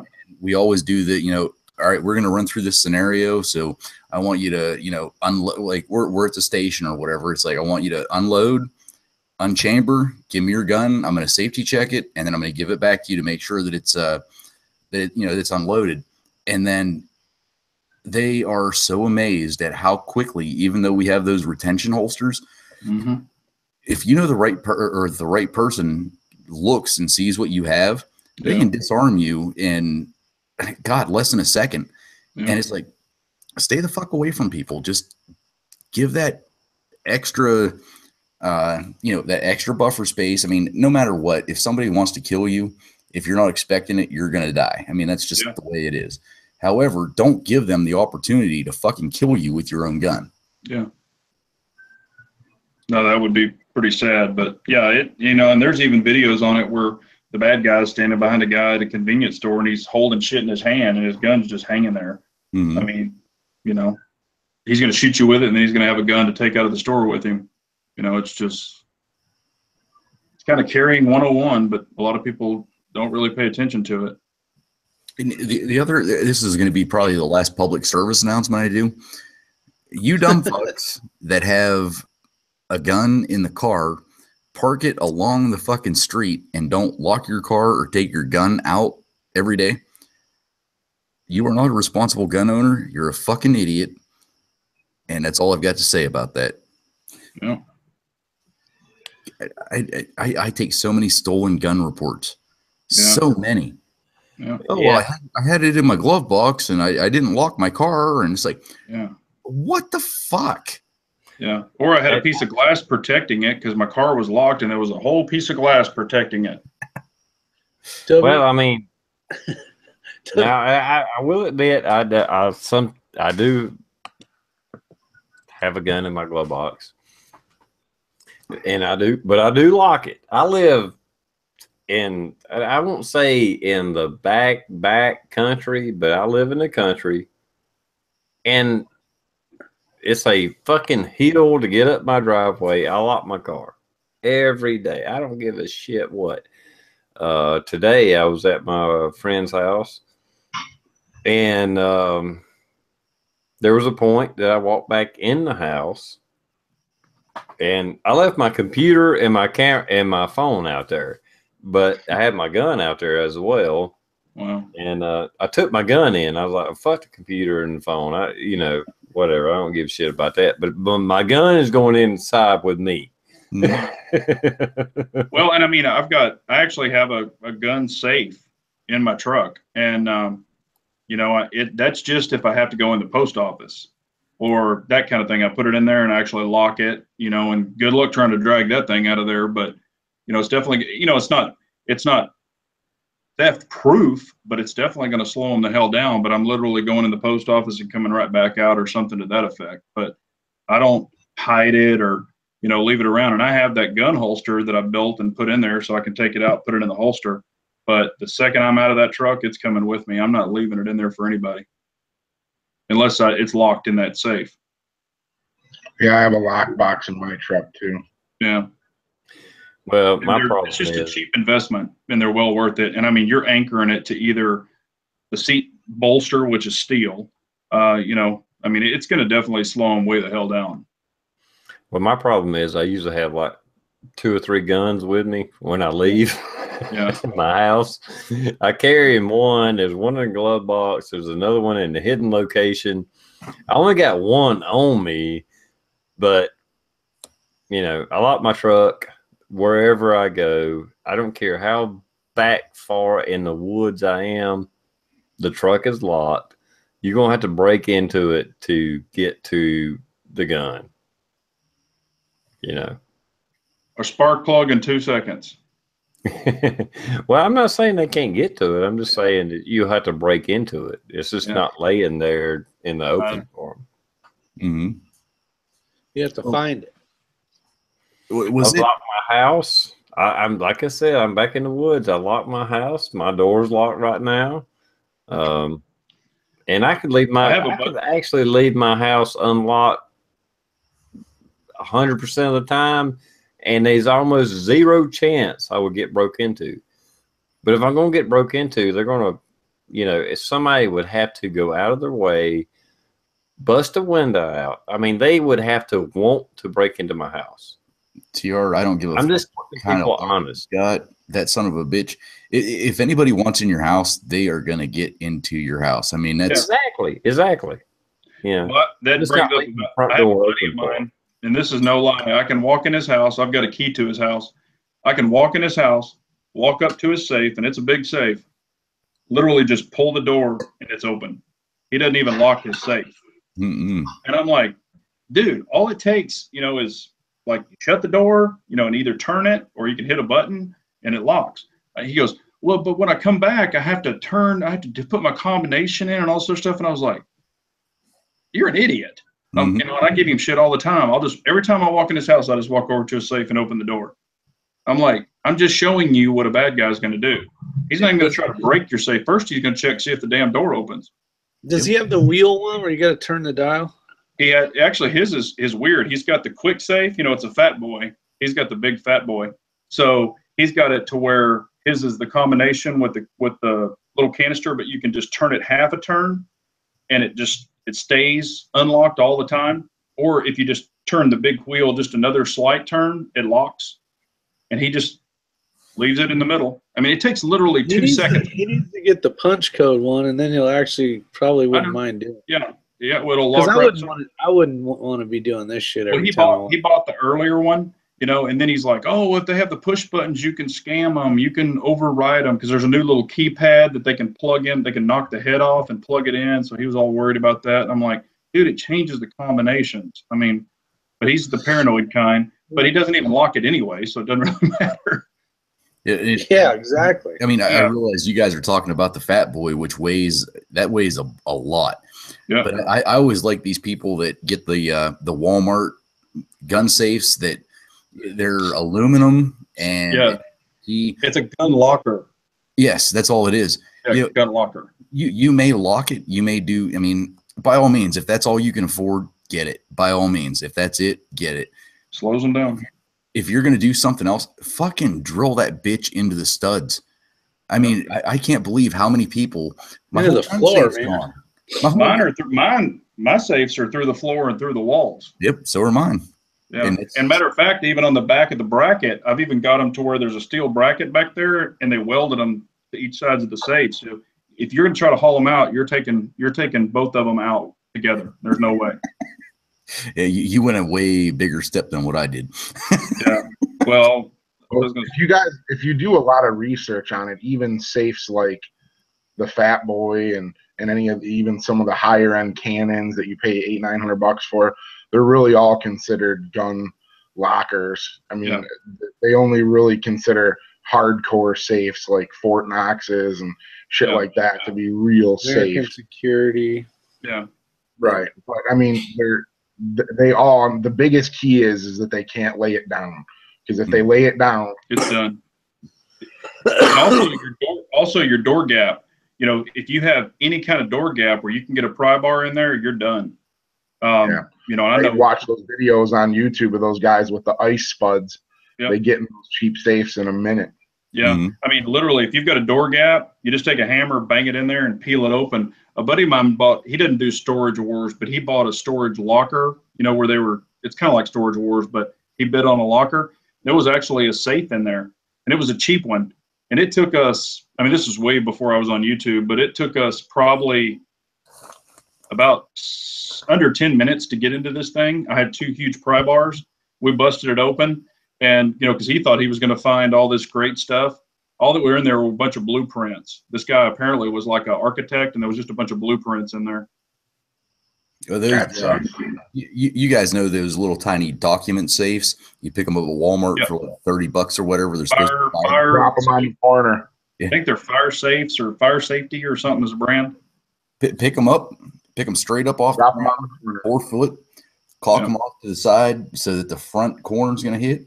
Drop it, boom, guaranteed it's probably going to pop every time. Yeah, anytime you tweak the hinge, you're done. Yeah.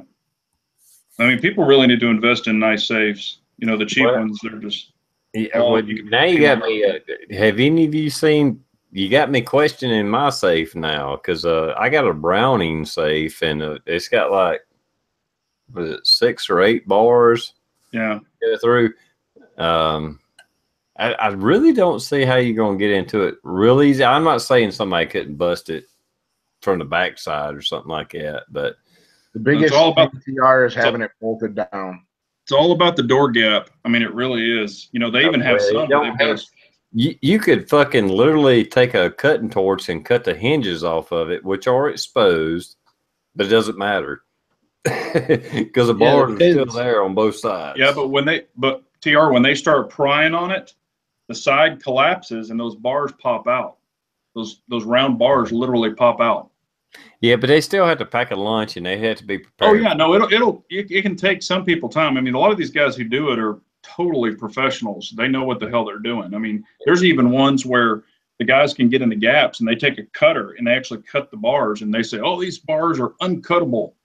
Man, these guys are. I mean, they're ripping right through them like it's butter. Yeah. Nothing's uncuttable because they cut them to the right length to build the damn safe. Yeah, but if you do them with that, I mean, I don't know that you can stop them. But your basic meth head, crackhead, they're not getting in. I mean, if it's a $200 safe, they could probably pop that sumbitch open. But if they'll just wheel it out. They'll take it with them and take it somewhere else where they can spend some time on it. But once you've got it bolted to the floor, bolted to the walls, they're not going to mess with that. And you know, the good thing on mine, I've got electrical in mine, you know, the big electrical cannon plug, because I keep the heater rods in there. And also I've got an alarm in there, and you can plug it in. And I mean, that thing's loud as shit. You know, if they rock it or wiggle it, it has a sensor in it. And it's loud as hell. It's louder than my house alarm. And it's coming from inside the safe. So I think all you can do is really deter a theft. Yeah.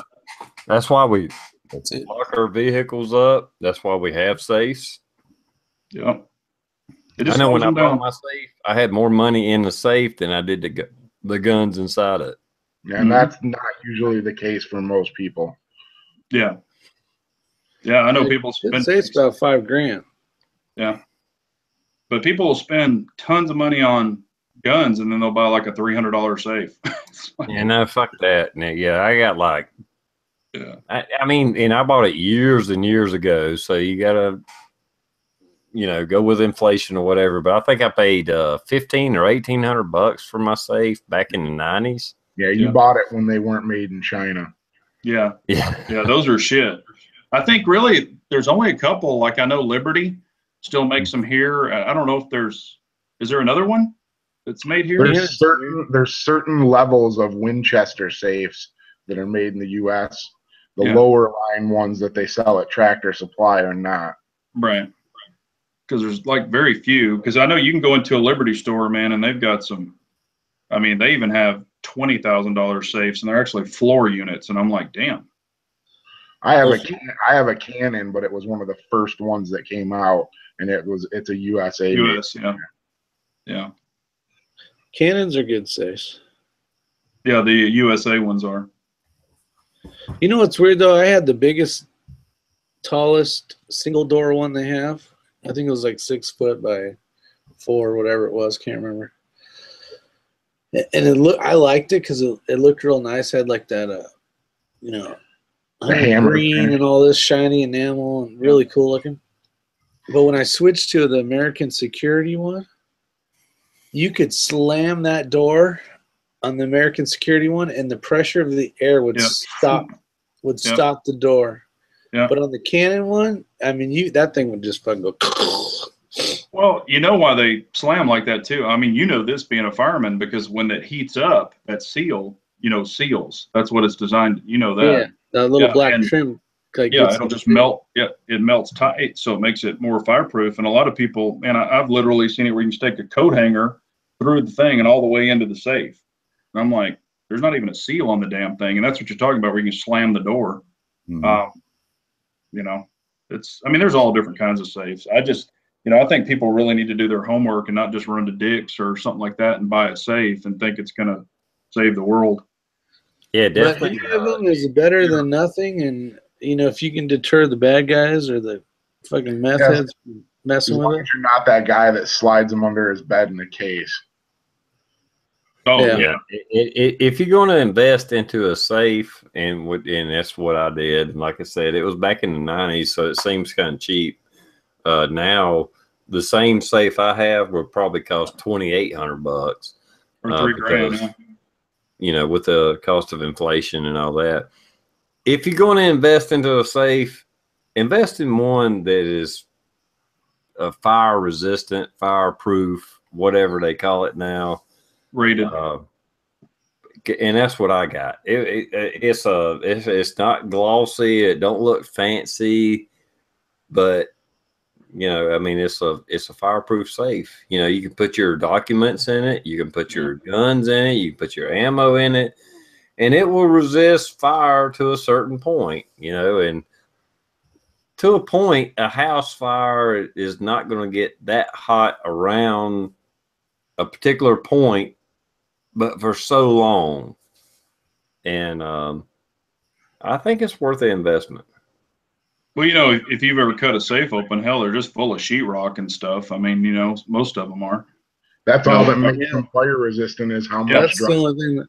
Yeah. Now, some have 2 layers, some have 1. Yeah, some of them have fire blankets, and they have the sheetrock and the fire blankets inside of them. But and hell, I even saw one. It was pretty badass. They had filled it with sheetrock, and it was filled with a non-flammable insulation, where it actually supposedly helps put the fire out. I don't know if that's true, but that was their little claim to fame. But it had this foam shit that was all sprayed in there over the insulation, or over the sheetrock, and I thought that was pretty neat. But I know the one I bought, it was supposed to withstand like 1,400 degrees for so many minutes. 45. Okay, there you go, Billy. Yeah. You got it. Well, it depends. There's some that are 60 minutes. Or 60-minute ones. 90 minutes. But okay, you, Rick, as a fireman, in a normal house, what's the chances of that safe being under 1,400 degrees for 45 minutes? Well, this up in the ceiling, heat rises. So up there is going to be around 2. And then as it layers down, it's going to be less. But the question isn't how hot is it going to be. It's more important to say how much shit do you have around for long-term heat impingement. Like when you see 45 minutes or 60 minutes, that's basically flame impingement upon it. You know what I mean? Or heat. Or like if you had it in if you had a safe in a warehouse by itself, nothing around it, you wouldn't have to worry about anything. But if you had it, built into a cabinet or in a closet or, where there was a ton of combustibles around it, then you would worry more. If it's in the closet with clothes piled around it, that's not good. Yeah, clothes and all the wall. And So that's where you need to think time. Like if you're going to put it in, say, a closet or something like that, you might want to buy a better one because you have that much more impact of stuff burning around it. Yeah. But depending on the temperature, that thing's going to swell up. Basically, what we were talking about a minute ago, that little black tape around it, it's going to seal it up to keep your smoke damage out, and hopefully, before it gets, hopefully that seals up before the smoke gets in there. And water when you spray it. Yeah, and water. But yeah, you'll see some like 30 minutes, 45, 60, 90. It just depends on the money you want to spend. But if you lined it with more drywall, like per se, you're doing the same thing basically. Rick, have you seen a lot of safes, the insides of them after fires? I've seen a couple, because usually after the fire, we're mopping up and then we're investigating the fire, and that's not really the last thing the homeowner is going to be doing is opening the safe. You know what I mean? More than likely, depending on how bad it is, like the plastic dial ones, with the buttons, you may have to get a locksmith or a safe cracker, whatever the hell would be the right terminology, to get it open. Or they may be able to just plug in a new one. It'll depend on how much heat was on it. But I have seen one that was open. I couldn't tell you if it was a high quality one or not a high quality one, but all the stuff inside of it, there was, I would say it's on the lower end because like the wood stocks had burnt and then everything else was smoke damaged. Really? Yeah. How long of a fire was it? It was a pretty good sized house. It was in the garage. Okay. So depending on, cars and lawnmowers and gallons of gasoline and all that other bullshit that's in there is. Well, I had to, when I bought mine has an electronic dial, push button thing on it. And I actually questioned them on, well, what happens if this is actually in a fire? It's supposed to be a fireproof safe or fire resistant. And they're like, well, even if it is a, combination safe without electronics, all that shit's going to burn off, melt off. And basically, I mean, the safe is shit after that. And you may have to cut it open. Or you can call a locksmith, they'll charge $45 and they can get into them. There's ways to override, and they can even get like Liberty, they'll get the locksmith's number, and all the Liberty safes are registered to you. Well, so I'm saying if it's a hot enough fire that the wiring and the combination little thing is melted off, if it got that hot, you'll probably have to bust into it yourself somehow, whether it's however you have to do it. Like you were breaking into your own safe. They told me whether it had a combination lock or electronic lock, if it gets that hot that it melts that off, the safe is shit. The safe is gone. I mean, you have to buy a new one, but it's going to do its job. It's going to protect your firearms, your documents, blah, blah, blah. So it doesn't matter whether it's a combination or electronic. From what Browning told me, because I contacted them and I asked them, they're like, either way, it doesn't matter. If it gets that hot that shit melted away, you won't have to break into that safe through the back side, top side, whatever it is. And, you're going to have to buy a new safe. But it will do its job protecting your firearms from what we told you for, this degree at this many minutes. Just so you know, it's not like your safe is going to go through a house fire and you're like, hey, I'm good. No, you're going to have to buy a new safe. But as long as the safe done its job, you know, buy a new safe. We spend thousands and thousands of dollars on guns. What's another $1,500 for a new safe? Yeah, TR. That's why. I mean, I'm a big fan of Liberty, and here it is actually in writing. Lifetime warranty, even on break-in and fire. They'll replace your safe even in a fire. Right there. Yeah, you know, it's one of those things too. It's like, you know, in Michigan we have basements. So, you know, I was at a crossroads of what to do when I got mine. Either reinforce the floor upstairs or put it in the basement. But, you know, in the end, it was better to put it in the basement around cinder block walls because it's not going to get as hot. Had to put it up off the floor in case there's a flood. Yeah. You know, and then of course the age old, I live on the water and it's high humidity here. So I got 2 dehumidifiers plus a rod in the safe. Yeah, rods are good. It's tough, but you know, I wanted it upstairs, but at the end of the day, it really had to be down there. Plus the other thing too is that you read about a lot of houses with basements is if they catch fire, the safe falls through the floor into the basement. You don't want that. No. Yeah, it kills a fireman. Right. Yeah, that wouldn't be good. That's what happens to air conditioners. Yeah.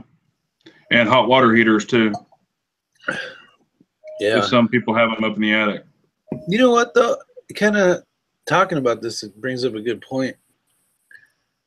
At my old house, I had a huge safe in the garage. And the problem was I had kids. They were all trained in gun safety and stuff. But I basically only had a pistol. And if I wanted to, I had to walk all the way downstairs, all the way to the garage, grab rifles. I think it's better now to have like your main safe, but then have a safe at home that's more of a locker. Yep. Or you can grab a rifle or a shotgun, not have all your shit in one spot anyways. Yep. That's what I do now. I have a locker. I have an AR size locker in my bedroom. Yeah. Yeah, I was gonna say that's very smart because that's what a lot of people have. I mean, I do that too. Mine's not that far away, my big safes, but I do keep a separate one. And you know, even those little lock boxes, those little cheap, you know, like where you're talking about where you can pick them up and drop them, and you know the door will pop open. You know, that's something quick to access. Just you know, if you can't, like if you have small children, you don't want to leave your gun on your nightstand, which I just leave it on the nightstand. Nobody messes with it because I don't have young kids, but. You know, that's a great, you know, I call them quick safes. You just pop the button or whatever and it's ready to roll. Yeah. I'll tell you what. Depends on the situation. Like me, I could leave. I could have a Barrett beside my bed and I ain't got to worry about a kid touching it. Yeah.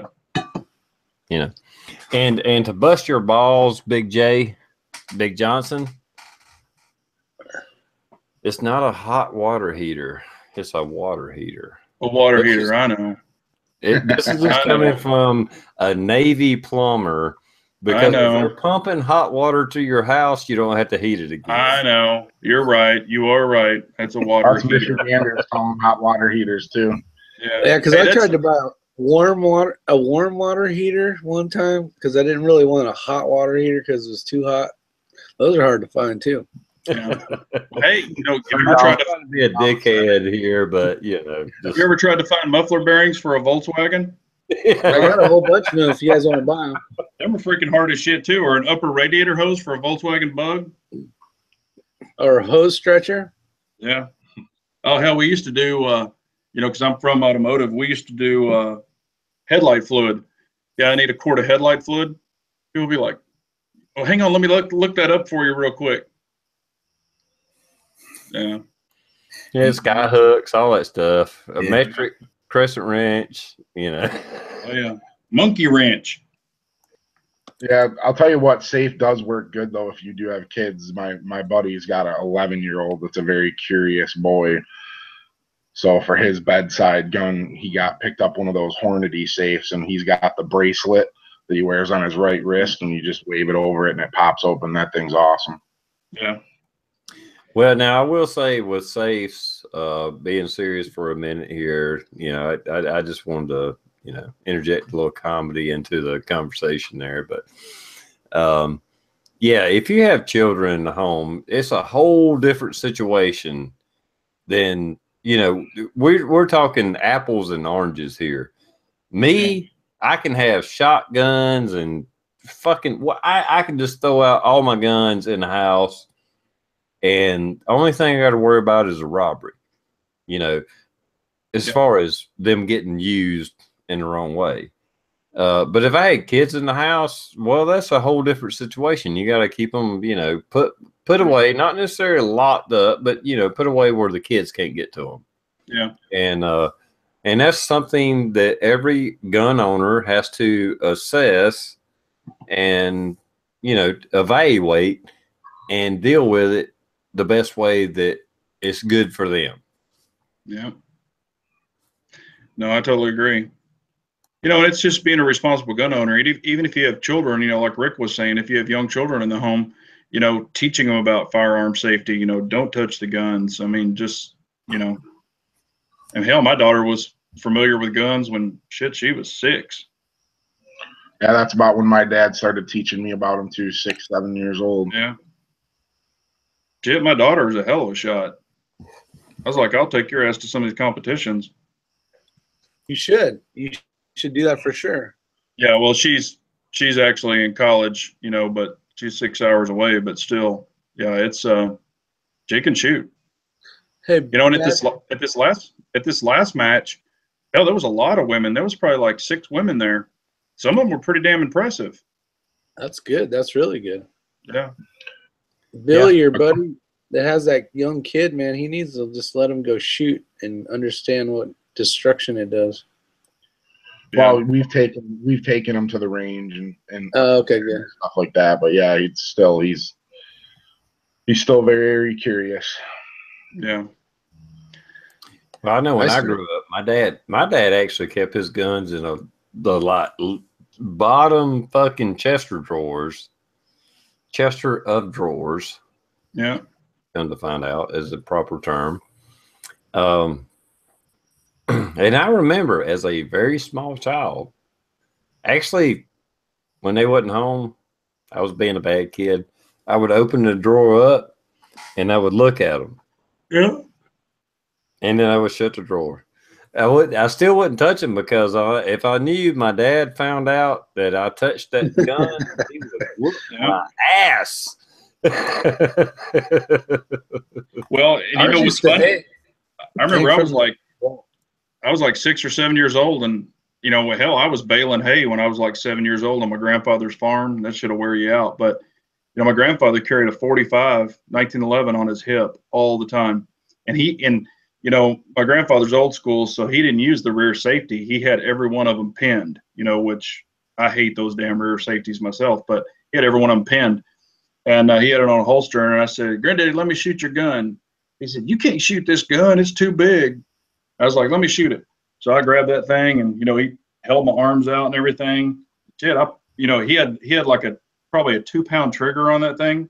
And I was like, pop, pop. And I was like, good Lord, you know. And I was a big kid, even at that size, but no, I was like, ever since big kid.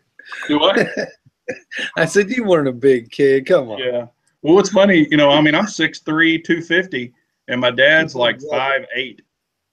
You know, so it's pretty funny. But anyway, my grandfather was a big, big man. I mean, I guess that's where I got my height from. And he was probably 280, and you know, he had no problem with it. But yeah, that was my first introduction, and he's also the same one that handed me his 10-gauge goose gun and said, "Here, shoot this." Shit, pinned me up against a tree, and I shot that thing. Almost blew my damn shoulder off. I still have that shotgun, and things are like a 30 something inch barrel. Thing's huge. Yeah, 10-gauge goose guns are crazy. I've shot a couple of them. Thing's an elephant gun, man. It's a powerhouse. I don't even think I've ever seen 10-gauge ammo anywhere. Yeah, you can still find it, but they have it at like gun shows and shit like that. That's the only place I've ever seen it. That's a big son of a bitch. Really, in the interim of it all, there's a lot better 3.5-inch 12 gauge shells out there than there are 10 gauge. Oh yeah. Better Yeah. velocity. Yeah. So No, hell, he used to shoot armadillos with that thing, man, and they would just literally explode. Oh, he didn't have to pick them up. Yeah, well, they would get in the hay bales because he had a farm. We'd stack all the hay in it in these big barns, and armadillos would go in there and nest. And I used to climb up the hay bales and had a big hook, and I'd swing on that hook, kind of like a old school zip line. And I was up in those hay bales, and man, armadillo, the babies were in there, and they started chasing me. I was running out of there screaming. He took that 10 gauge and was just picking them off while they were chasing me. Surprised he didn't shoot me.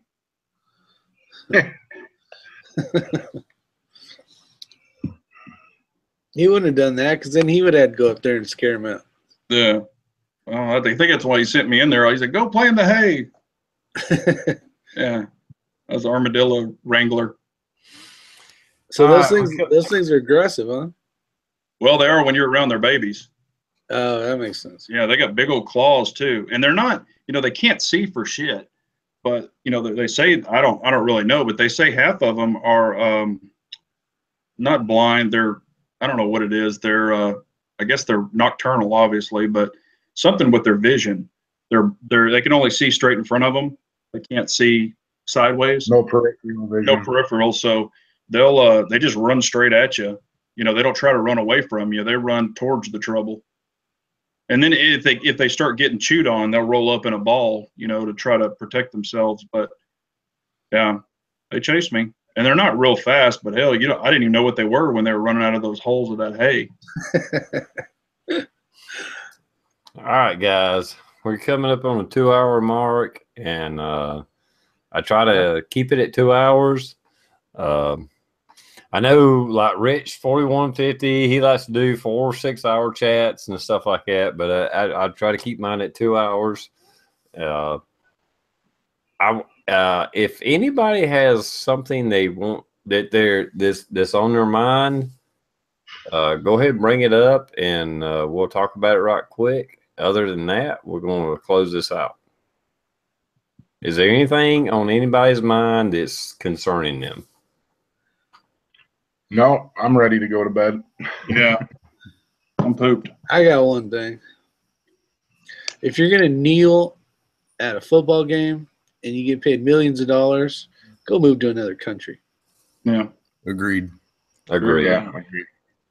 And I think where I look at it, I guess since you're bringing that up, where I look at it as an owner representing, the United States Football League, yeah, that shit. I tell you what, if you bowed down or if you sat down and I was paying you, that shit wouldn't fly.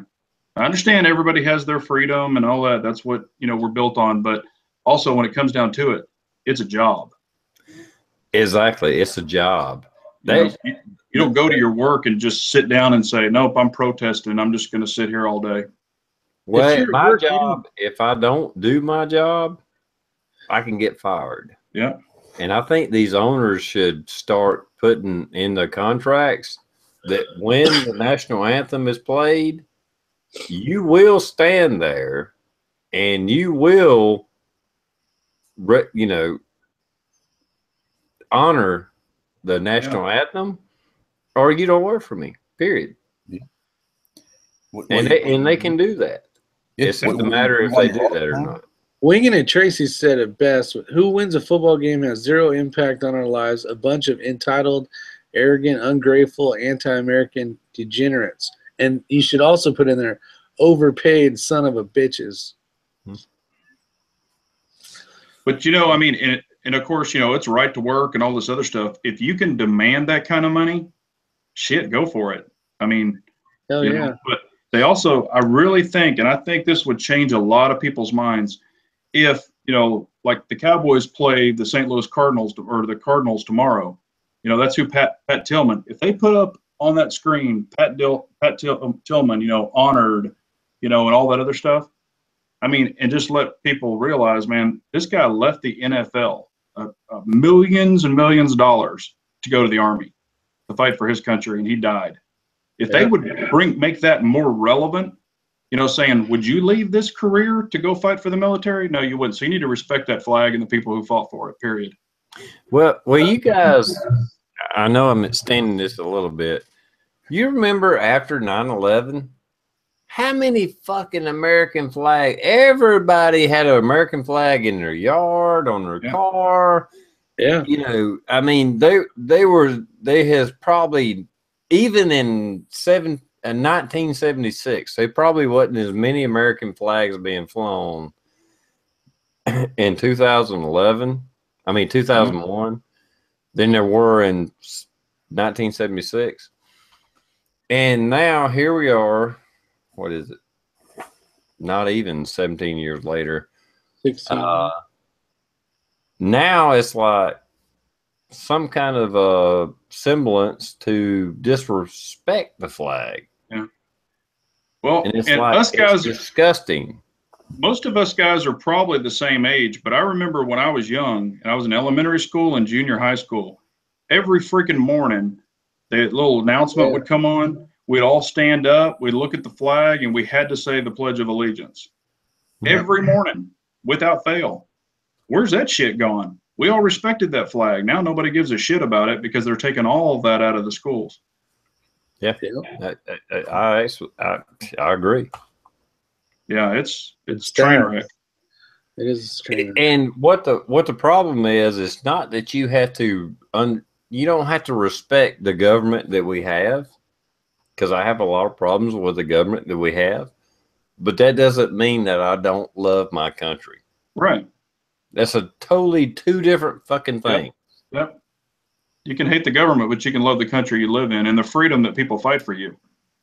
Period. Yeah, exactly. If not, you can go move to Russia or where the hell you want to go to. Yeah. Move to Venezuela. See how socialism works there. Yeah. Yeah. Or go I'm to still Mexico. waiting for Go to those Mexico. asshats that said, when Trump gets in, I'm going to move. Yeah. Bye. Yeah. Yeah, not one of them left. Yeah, you're still Not here one of them. collecting that I see, paycheck. and I think we should have to make them leave. Yeah. And I tell you what, if you want to bitch about the DACA, whatever the hell it is, thing that Trump didn't, and it's not that he fucking boycotted it or whatever. He just didn't renew it. Yeah. I challenge anybody, if you think Trump is racist for doing that, look up Mexico's immigration policy. Oh, yeah. Look it up. I challenge you. Yeah. Look up Mexico's immigration policy and then come back to this chat and try to debate me on who is the racist motherfucker. Mm-hmm. Yep. Because if you go to Mexico, you'll never be able to vote. Mm-hmm. You'll never be, you can't even get, they restrict you on what property you can buy. Period. I don't even think you can buy it. I think you can only lease it for 99 years. Yeah. You can't get waterside property. I don't give a shit if it's a lake or a fucking ocean.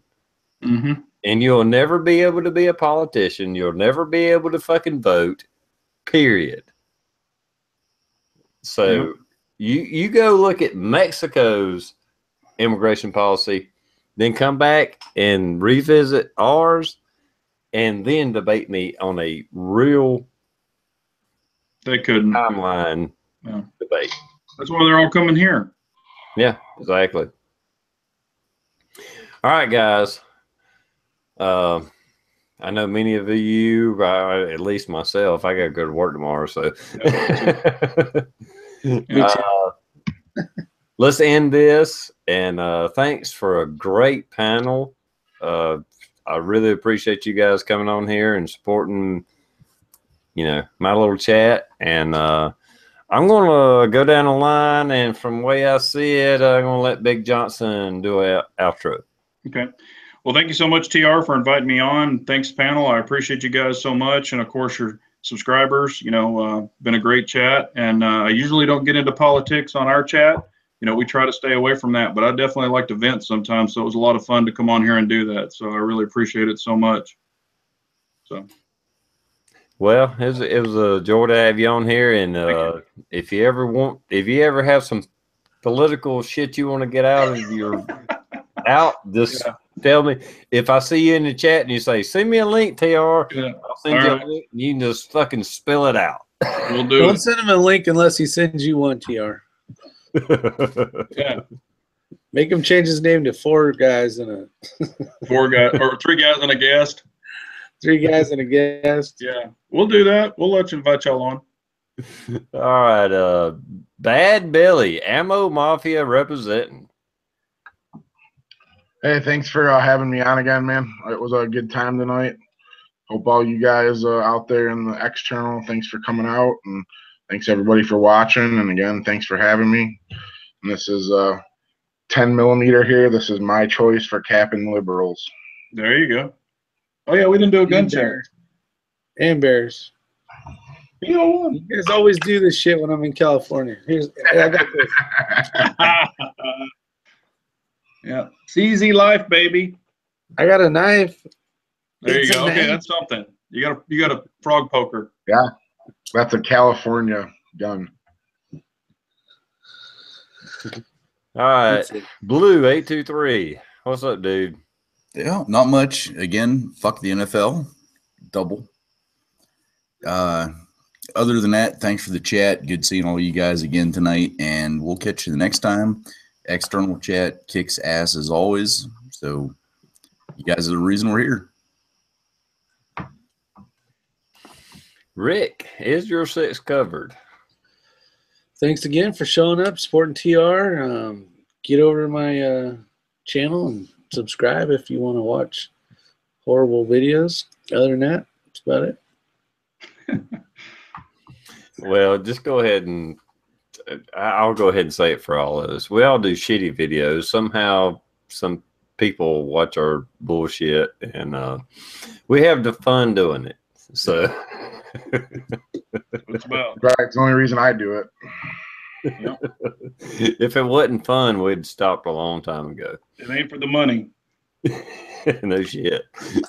Anyway, later YouTube. I'm sorry I hadn't commented that much in the external tonight. Usually I'm a little bit better at doing that. I'm just kind of out of it today, and but I was able to do my chat. I wasn't able to do the Tuesday night chat. Blue took over and did it for me, and but I was able to be here tonight. Give me a little bit of credit for that. And then you were still there. Yeah, and I still jumped in eventually. I'm like, I thought he was freaking busy.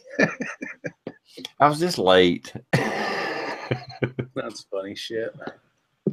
You guys be safe. Have a good night. Hey, Rick, what you give me shit for? I got your shirt on, dude. Look at that. I know, I love it. Representing. You're looking sharp. Quite dapper. Yeah, I don't see a big Johnson shirt on TR. Well, I had to get It's one. not as cool as this shirt. Sorry, buddy. And everybody, I'm gonna say all the guys like to have a Big Johnson on. His has his name on it, so that's why he wears it. I used to wear Big Johnson shirts when I was in high school. Like, no shit. That's actually been my nickname since I was like 8 or 9 or 10 or something. Well, it makes sense. In more ways than one. CZs. Go out and buy a CZ. Glocks for Yep, sale. CZ Life, Got baby. Glock 24 for sale. Glock 22 for sale. Glock 27 for sale. Later, What YouTube. else? Somebody needs some tire chocks. Night, guys.